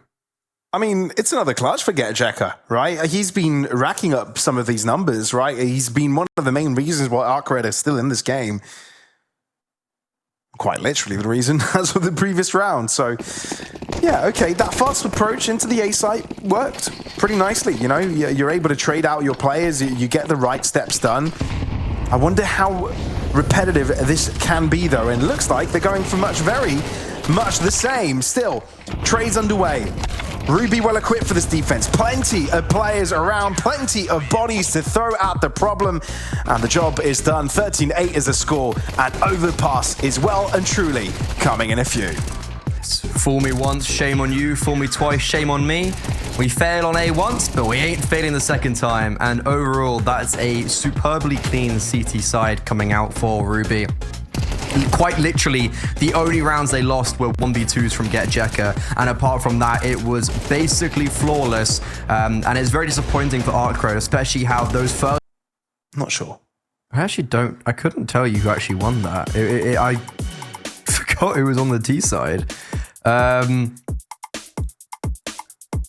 Okay, well, knife round, as I mentioned. It is a team won the knife round, by the way. I don't know if you guys noticed it, but yeah. The T side won the knife round. I assume I'm going to ARCRED assume won knife. Yes, I will assume the same, because the team decided to play CT side, I assume, as well. I would assume so. So they're going to have a big advantage. A lot of assumptions made here today. Yeah. Great start to the map. I mean, Ruby could have just kept us on our feet and been like, nope, staying on the T side. It's just prove them wrong. Oh, Raijin seems to be the first player to find contact here, but he won't survive for too long. Hasanator has got a gift, and its destination is his opponent's face. A site to be the target, and they are not shying about, are they? Ruby instantly taking this one with brute force. Chill on the flank. Is he going to clear Cade? Certainly not. There is a kit and a flashbang on Ryujin. Him and his merry men are all going to be coming from bank. That is a crispy clean headshot to maybe give them away into this bomb site. Hasanator, everyone should swing on his contact, but oh my god, these are seriously some impressive shots being landed into the 2 versus 2, but as soon as it gets to that even keel, it all comes tumbling down as Ruby secure a foothold back into the pistol round and start Overpass on the right foot. That's a brilliant start. Brilliant beginning. I mean, they are continuing the pace they brought out from the previous map as well. It's evident. The determination to get this series done. It's a bit of a revenge as well.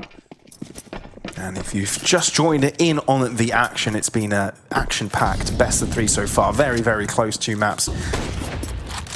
And this is a lower bracket match as well. So this one's for survival in the tournament. Full spy from ARCRED. We've seen a few full spies this series be instrumental to a team's success. I think it was Ruby that has been more often than not the team that has been good on the second rounds because they haven't been winning that many pistols, but they've secured 2 in a row now. Hasanator with first blood, and Chill realizes he might be in trouble. Flashes. They got 2 of them at the same time, covering both ends. Chill at least is able to take 1 down with them.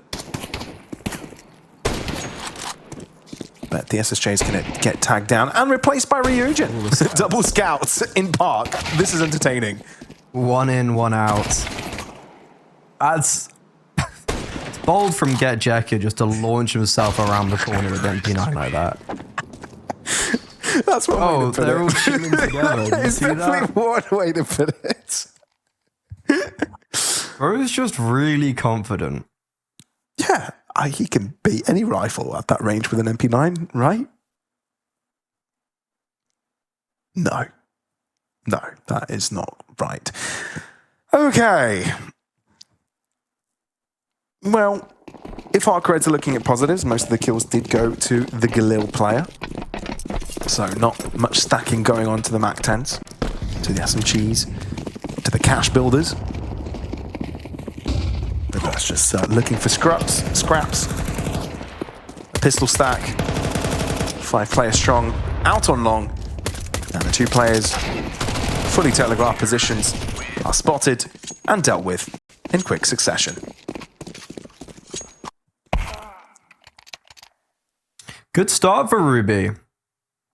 When we saw them get a pretty nice lead on Nuke in that second half, like it never got tested. So for ARCRED, this is a big moment for them to see if they are going to have a say on this third map.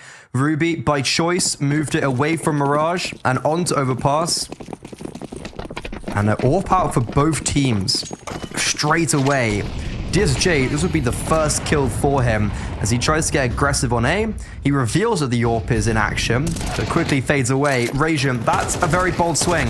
And alongside Ryujin, they're just going. They're swinging for the fences, and I guess they'll go 1 for 1. Smile. That is a mood right there. Oh, W production and W observer. Okay. Well, it is back to square one, as both sides have the same amount of players available to them in the round. But not too much ground control gained from either side, really.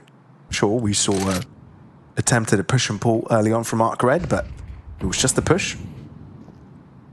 As the players interrupted, but now they've all settled down into the sites themselves, right? 3 players into B as well is quite the stack.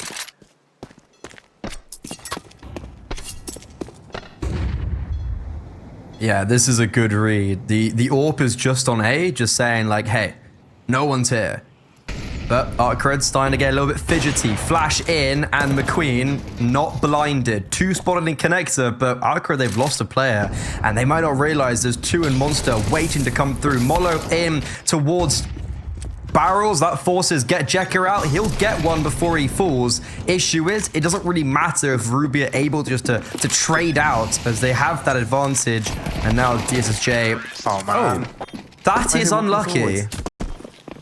To be honest, like, you lose all your players, you're in the 1v3, you've got NEWP, just call it already, just drop back. But DSSj taking a little bit too long there, and will get punished because of it.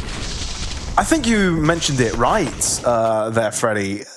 ARCRED got a little bit fidgety, right? Didn't have the patience to stick around, wanted to get the information. You can't blame them, really, because Ruby did go quiet for a long time, and if you're suffocating from information, you do all you can to get your head above water. But it didn't end up working for ARCRED. Instead, they get punished for it, and they opened up a B-site avenue for Ruby to exploit. Now, potential 5-0 for Ruby to collect, and that's not where you want to be if you're ARCRED, especially on the CT side of Overpass. I mean, it's an opening kill for the CT side.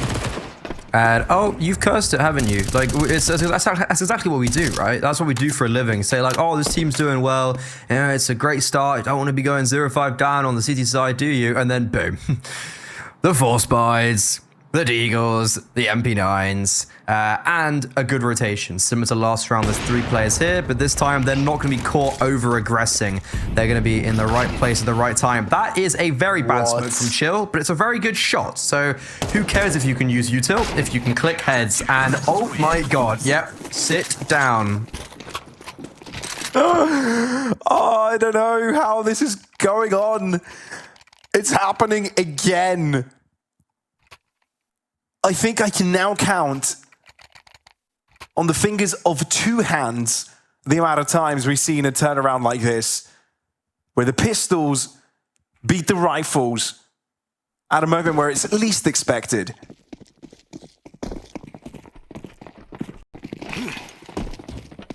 Oh boy. Well, now ARCRED have got guns. I imagine... Oh, that's a great boost. The read? Ooh.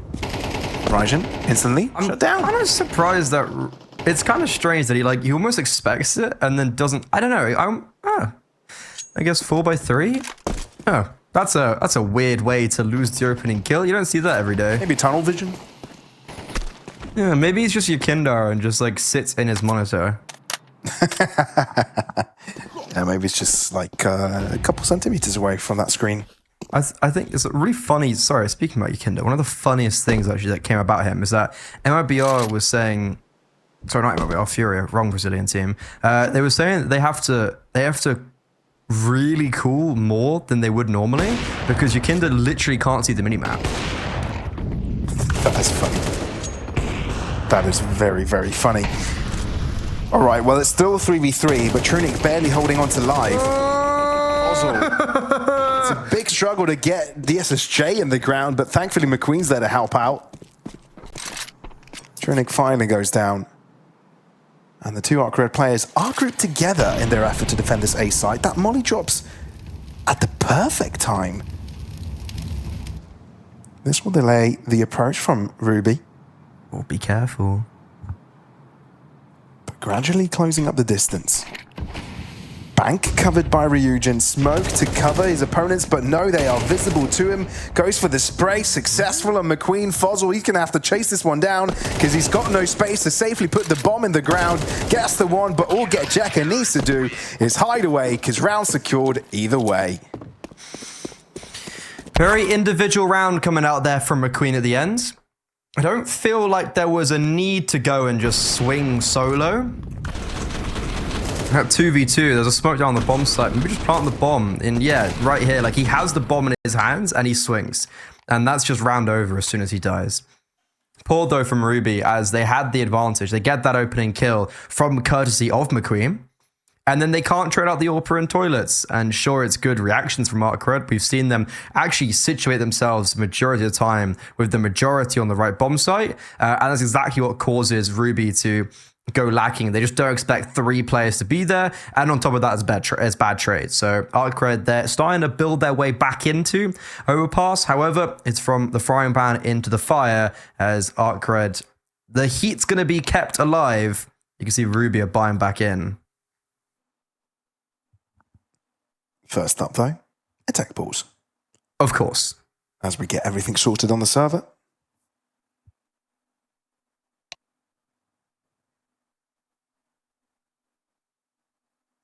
It's been an interesting game. There's no doubt about it. I'm finding it hard to find other adjectives for this matchup.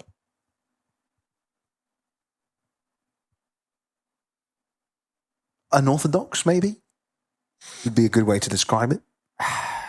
It's like it's just classic CIS derby.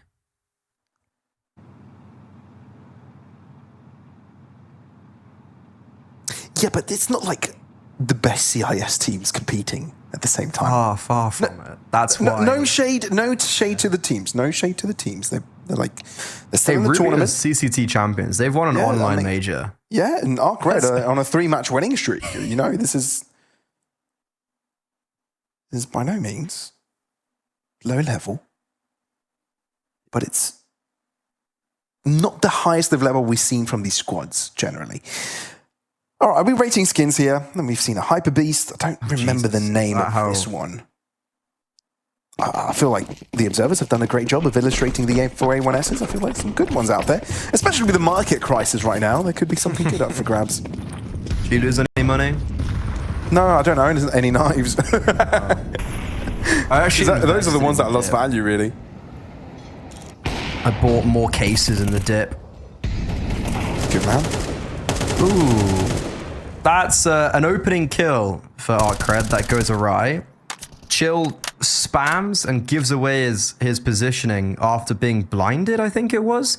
So Hazinator instinctively aims for boost, and DSSj is going to have to do a little bit more with the AWP, and wow, hopefully no one just throws away the opening kill, because DSSj, this is just crazy. That is ridiculous. And the fact that he's going for more, he's hungry. Surely he gets penalized for this over-aggression. No, he gets rewarded. You can't make this up, man. DSSj is an absolute demon.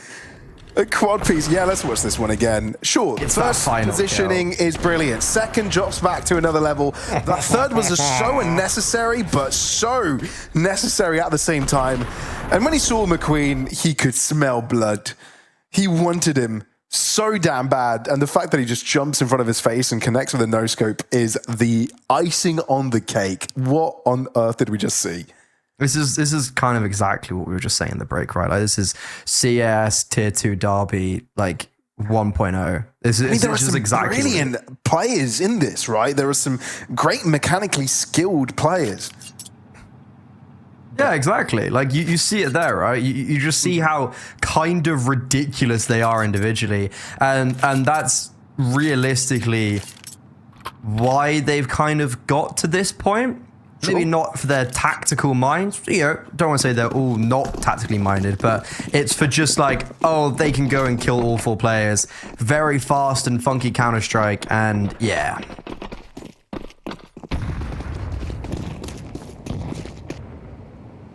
Well, max of pistols for Ruby.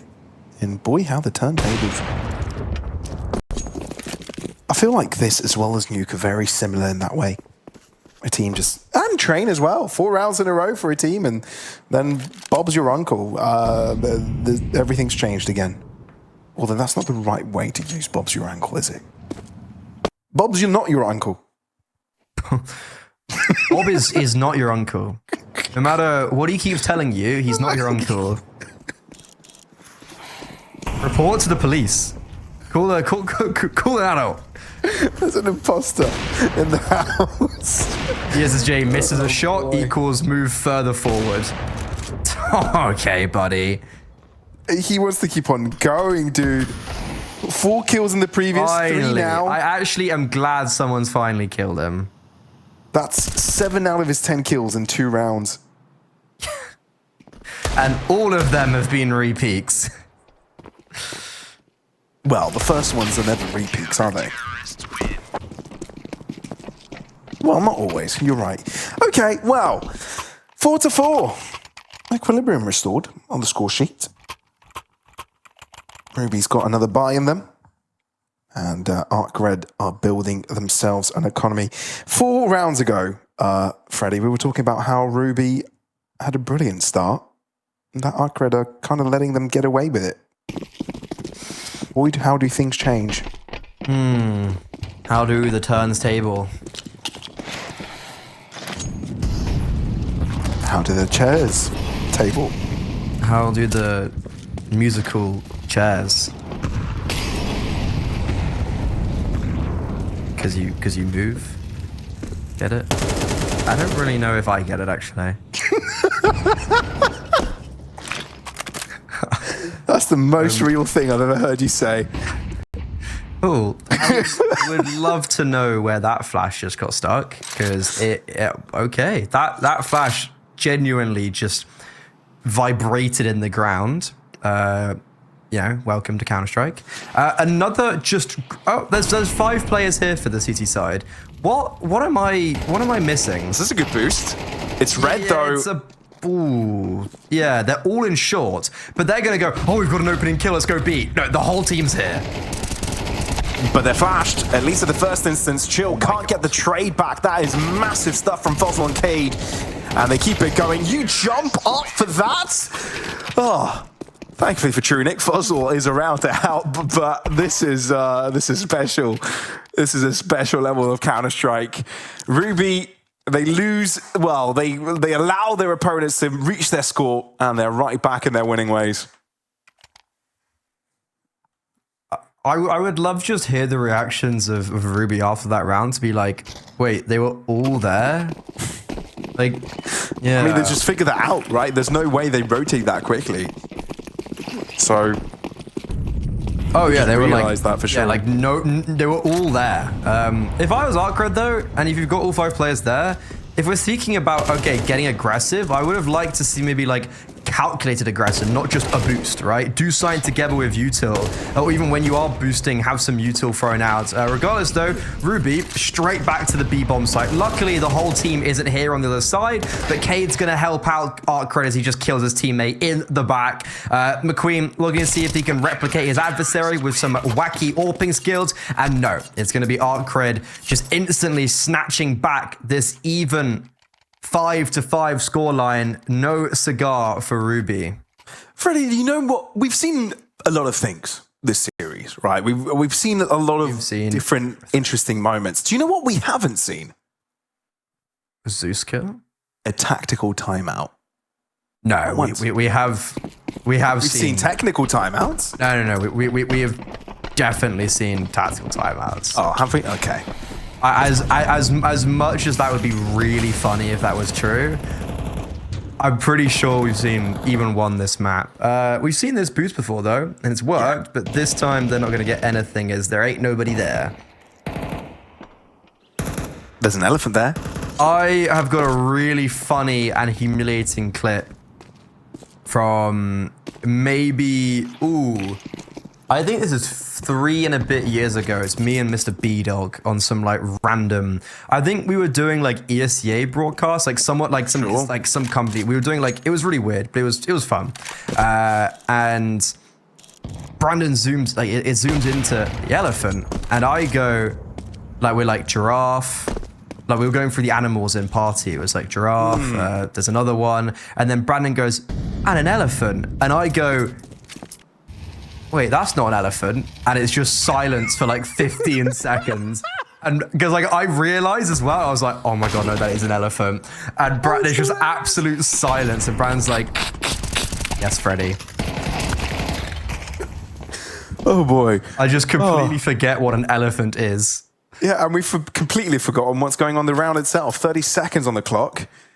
Ruby could make something out of this, but they need to figure out Gate Checker's position, and I'm afraid this is one hard angle to cover. Karoo and Fascinator, and even though he gets the AWP in his hands, does he have time for the plant? He has time. It's just a matter if he gets it down. Okay, they're just going to run him down. They know there's no time. Chill misses the jump. Chill misses the jump. Okay, thank the Lord. It was all a bait. It was a ploy to have him swing into Ryujin. Sure, yeah. Absolutely. Meant to happen.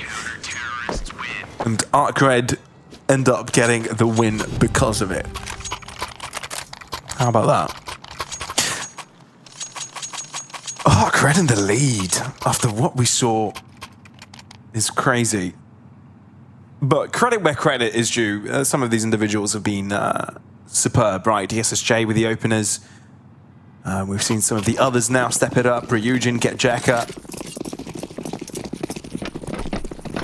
And we did say that when the games get chaotic like this, these individual mechanical situations, you need to be stepping up, and ARCRED have definitely met Ruby at their level. A conga line now. Approaching Ryujin's position, but that crouch is enough to keep Trunik alive. Swing out with the Deagle, taking most of Ryujin's health away from him. But he still gets away with a couple. DSSj, not the same fate for him. Just a simple trade. And Ruby backtracking now, as they've got one player less than opponents available to them. Bomb's still down as well. The T-side are freezing and waiting for aggression, but Fozzel and this Galil has to smite at least one. Instead, he gets dinked down and just backs away. Luckily he does, because that nade would have finished him off. ARCRED didn't actually realize that the bomb is down, so they're going to fall back. They're going to drop Util and actually rotate 2 over towards B. Get has been left alone on A, but McQueen, full HP with that AWP, is still searching for an opening kill.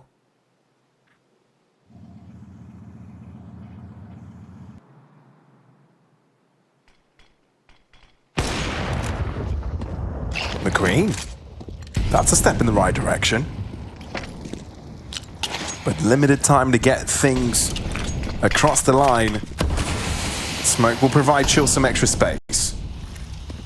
And he'll use it to his advantage. He's found the edge of it. Can McQueen expect it? I think not. Fozzel now on the hot seat. This is to restore equilibrium. And for now, 22 points of health. And holding on to his favorite corner. Ryujin first in.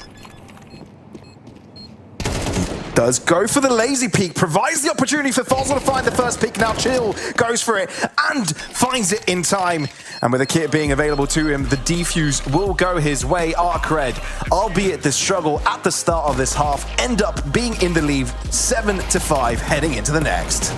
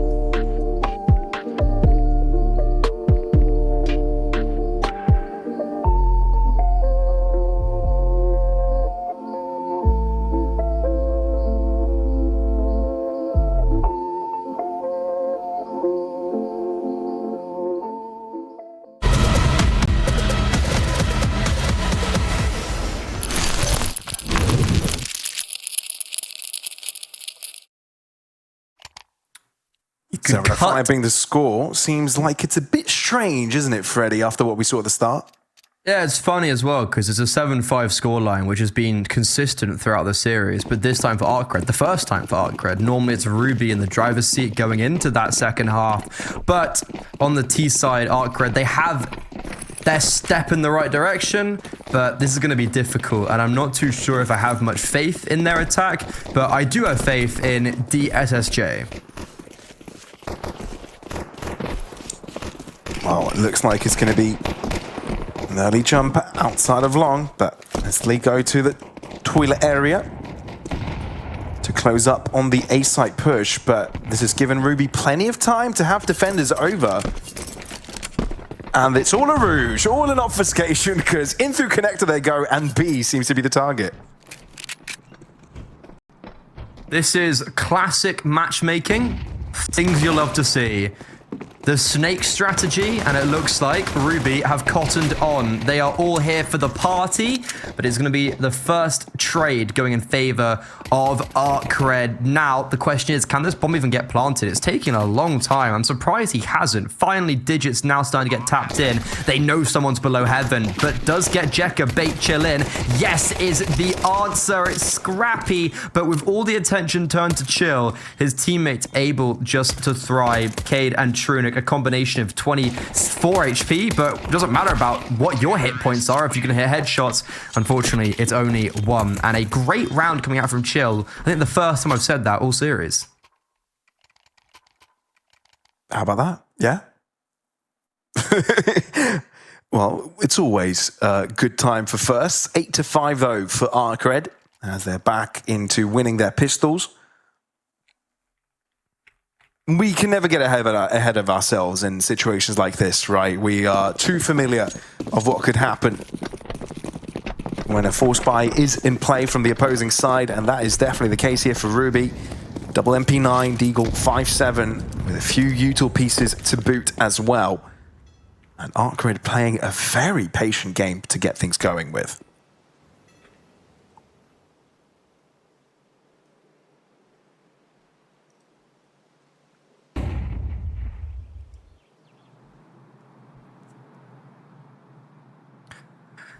Force buy back in. This is a risky play for Ruby, as if it goes wrong here,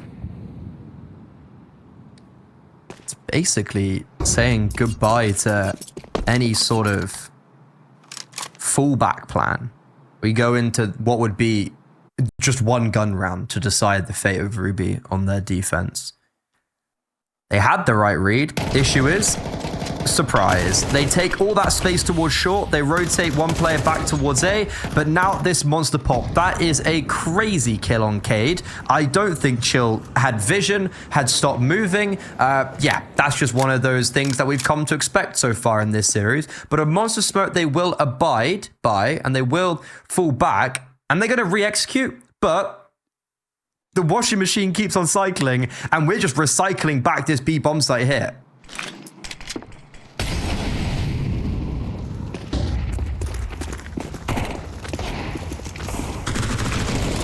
There you go. Trunic first blood. 15 seconds. It is a tough one. But Chill and Get Jekka able to get their openers done and dusted, with Trunic being quite the deterrent, not allowing the bomb to go down, and he is being a sneaky bugger, but being low and his position being telegraphed makes Get Jekka's job a little bit easier. But boy, he did that get close. Seeing how there quite literally was like only 2 seconds left, that was close. That was really close. That could have gone seriously wrong, but for ARCRED, it's actually just a great position to be in right now. Because as I was mentioning, that force by Ruby, they're most likely going to be 5-10 down, and therefore we're going to be sitting ourselves in a position where it's basically this next gun round or bust for Ruby. So sure, they're on the defense, but they've got no fallback. They've got no second chances, do or die in one singular round. And it's the high risk, high reward of forcing in.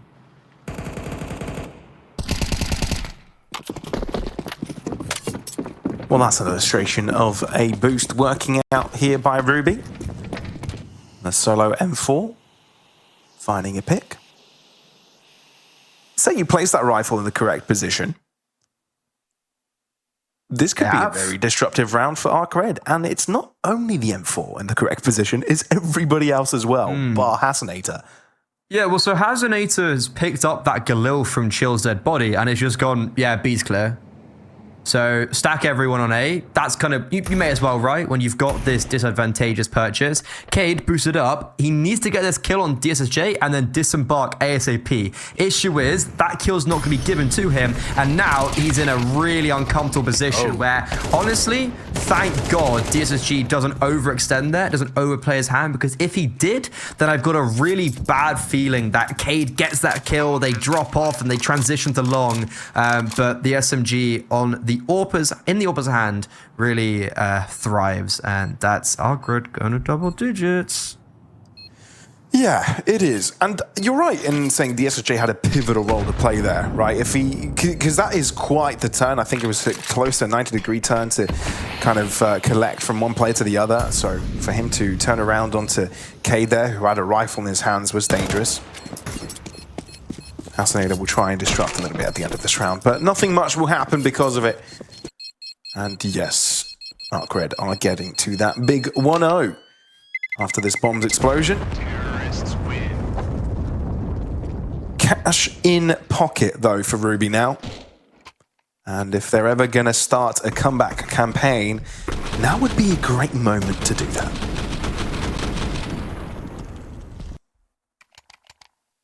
It's this round or bust, and it's a very similar then tournament run for Ruby, where they go into lower bracket, they meet ARCRED, and a team that I have on paper as a favorite, Falter. And just another disappointing result for Ruby after such a good result in CCT Series A, ending what would be 2025 on a bit of a low maybe. This boost from McQueen with the AWP though, they ain't expecting this. They ain't expecting this, and he even gets a collateral. Rajan down to 38 HP as ARCRED a really important opening kill in a really important round. I mean, this is where you want to start ahead, getting things in your direction. And you've just denied ARCRED's first approach. But they've stuck to their guns, haven't they? They've stuck around to the same position, hoping that their opponents sort of get a bit angsty. Either go for a push to explore and figure out what the setup looks like, or over-rotate to this A site. But the fact that the two Ruby players on A don't hear a thing, the rest are happy to chill. I don't like this setup at all, actually. Trunic has a full belt of utility. Yeah, what is that setup? Like, what? I really don't get that. McQueen, though, he's already got a kill with the AWP, needs to do a lot. He's stopped them momentarily. Rotations have been allowed to come down, and he is just dancing in this fire, somehow avoiding everything. What is going on? A taste of your own medicine, DSSj. McQueen shows he can battle AWP as well, and insanity is going to cost Ruby, it looks like, right here, right now.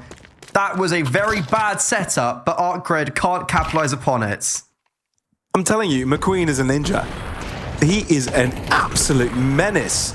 How does he survive through all of that? Through the mollies he's been thrown, through the nades, and then still be obscured for the player that jumped up behind him to even get an optimal angle to shut him down. It is ridiculous. McQueen gets a quad piece, and it really is the two AWP players on each squad that are the big difference makers today. Both DSSj and McQueen having standout moments, but McQueen is the one that has done it most recently, and boy, what a glorious round it was. A needed round as well. Like, Ruby just fundamentally needed that. And I thought ARCRED just had it when they get that double opener towards Monster. And another pursuit towards B. It doesn't look like it's going to be going very well, largely because of just the great counter utility from this CT side. But they're dropping like flies in the gun battle. ARCRED, they still are on the back foot. It's still a 2v3, but this has certainly got a lot closer than I thought it would after that early damage. But McQueen finally puts any doubt to rest. The ARPA head-to-head once more clashes, but it's McQueen to shoot across that finishing line first. And as Rajin is soon to fall here, that's not only 7 for Ruby, but it's them putting their opposition on a eco, maybe with a Deagle armor at most. So that's just closing the gap 1 round at a time in our decider map of the lower bracket round 2.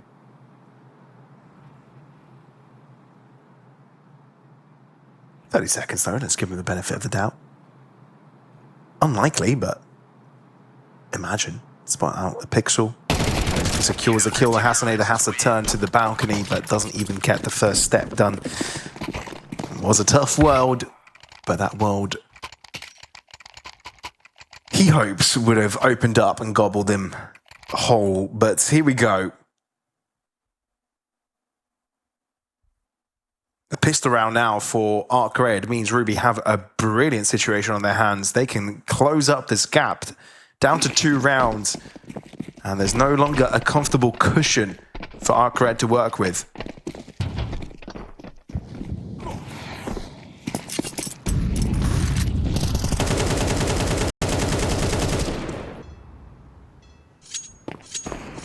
Just the Glocky Walkies. Is that what we're calling them now? That's what when games really like push my mental limit, that's where I tend to kind Glocky of Walkies. result to. Would you like some flashy washes with your Glocky Walkies? Or they just walk into their Deafy Weffy. Oh my god. I think B-Dog was actually the originator of that. The originator of Glocky Walkies. Yeah, I think it really caught me off guard and just kind of buckled me when I first heard it. Yeah, well, it definitely took me off guard here. I may have heard this one before, but I was very surprised to hear it from you. Either way, though. People tend to now. say that, just like, not a specific phrase, but just the surprise to hear that coming out of someone's mouth. And I'm like, yeah, it's my role. Here to surprise people. Yeah, that's me.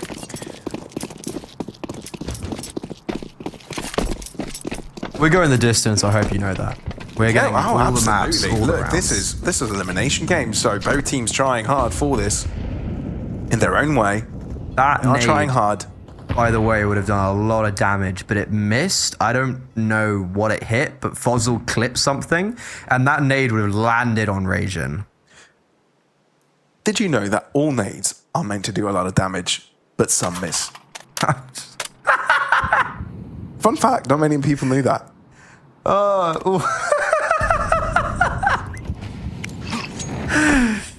Gosh, God's sake. It's just so silly. So silly. Don't know what you're talking about. Looks like we're ending towards A. With Get Jekka just throwing a bit of presence over towards Monster. There's actually going to be the rotation of Cade up towards A. He just flashed Hasanator and Trunit to check Monster. They saw nothing. They didn't see Get Jekka. So because of that, Cade's rotated up while McQueen and Fozzle are getting aggressive towards Toilets and Banana. DSSj has no idea what's hit him. And even if these long plays accelerate, Cade's there to stop them. This is a perfect defense coming out from Ruby. Oof. It is indeed, and it only gets better because Cade's not missing. Holy smokes. 3 peaks, but it looks like he's indestructible. McQueen, of course, wants to be relevant in this one, but ends up going down with the ship. AWP saved in Hasanator's hands, but only 1 round of difference now, and it might just be none because ARCRED is struggling for cash.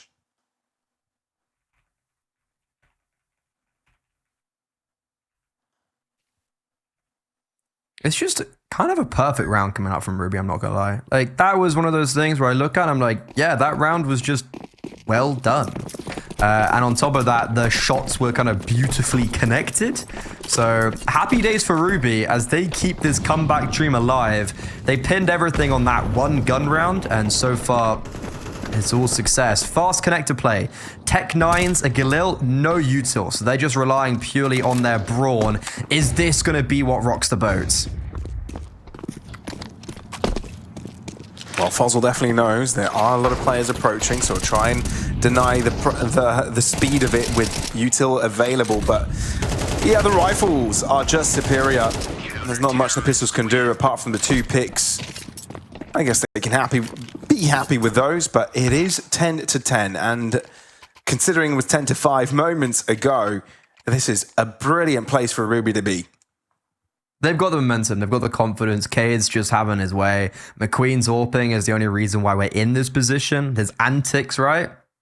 And as of right now, there's no individual that I look at for ARCRED and point to that I think will find success for them on a consistent basis. Like DSSj's had those crazy rounds, well, 2 specifically back-to-back, but apart from that, it's been pretty morbid and quiet for him. A missed monster smoke. Maybe it's all part of the play, and maybe it shouldn't have been part of the play.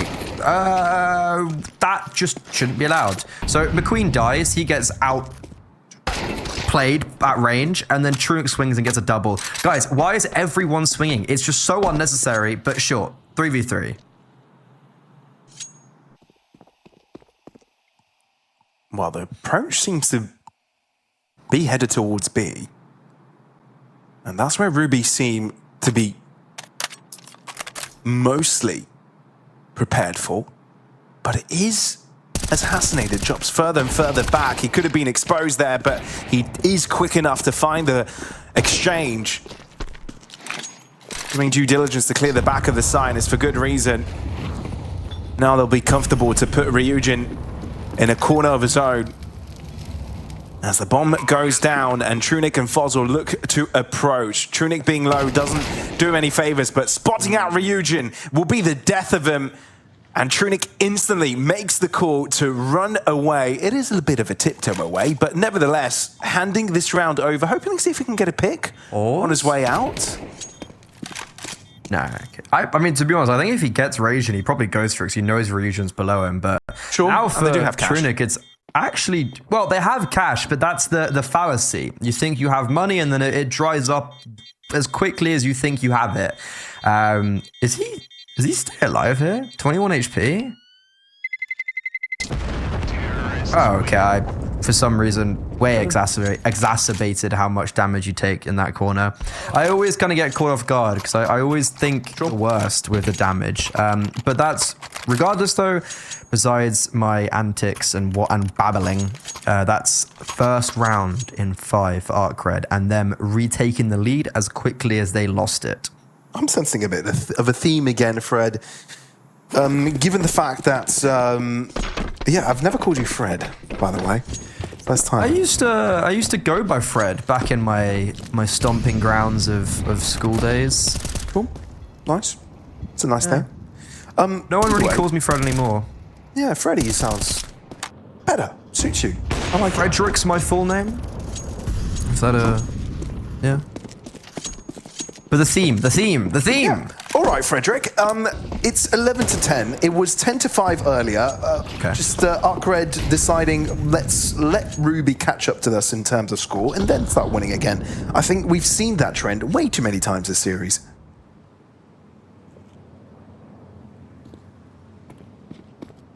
Well, numbers advantage for now. Ain't a great start though, is it? Nuke already fallen. I've got a feeling that this should be 12, and especially because of timing, this is so bad for the CT side. They're getting away with it. They're getting away with murder. But Chill doesn't even realize maybe he got 2 kills with the nade, with the AK, and because that bomb should get planted off this Mollo, and Chill, if he tucks, if he gets overlooked, that's a great kill, but he's just going to take the fight. Fozzel, great reactions and great awareness. Now, DSSj, he has done some crazy things this game. But with the AWP, now with the AK, in a 1v2, he has to shine with glory. ARCRED to get map and series point right here. Catches off the first with utility in his hand, and he can just hide around the fog of war. McQueen's going for the stick. McQueen's going for the stick. Knife out. Knife connects. McQueen's got off the board. He's going with 2 HP.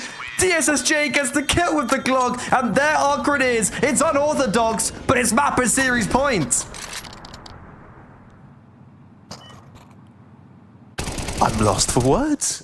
That's see this one again. What on earth did we just see? What's the timing? So wait, McQueen gets off it? How much time is there left? Ooh. He didn't know. Oh, yeah, the kit. I'm not sure. Probably either. dies actually there anyways. He probably dies.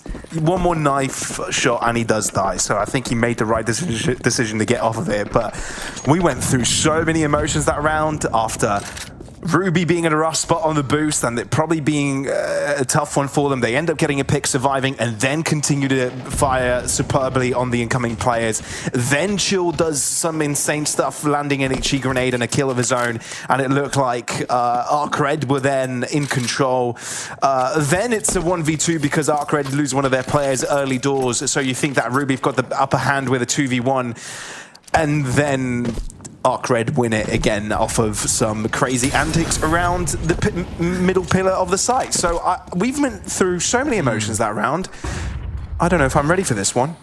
How does that make you feel to explain all of that? Like I feel mentally, how does that feel? You feel filthy? Yeah, I feel understandable. Yeah.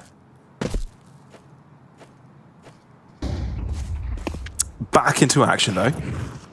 And realistically, ARCRED have got 2 opportunities to put this series behind them and continue the winning streak that they've acquired and go 2-0 against Ruby. And the last 2 confrontations of that exactly might be the case. The double R's are the first to line their shots forwards, and they are boosted up with confidence. Ryujin holding on. That's a triple for him. And now it's all down to Hasanator, and he only's got a MP9 to make this work. They know where he's coming from. Smokes land, HEs, but it's Ryujin's shot to get it all across the board. I don't know what we witnessed here, Freddy, but it is ARCRED's victory, and they do eliminate Ruby from the Cup 4 of ESL Challengers Cup 4. ESC are a team that have won one of these cups before. That's very true. The final chance, there's 4 cups, there's 4 chances to make it through to the regional finals. Ruby have been eliminated in the same spot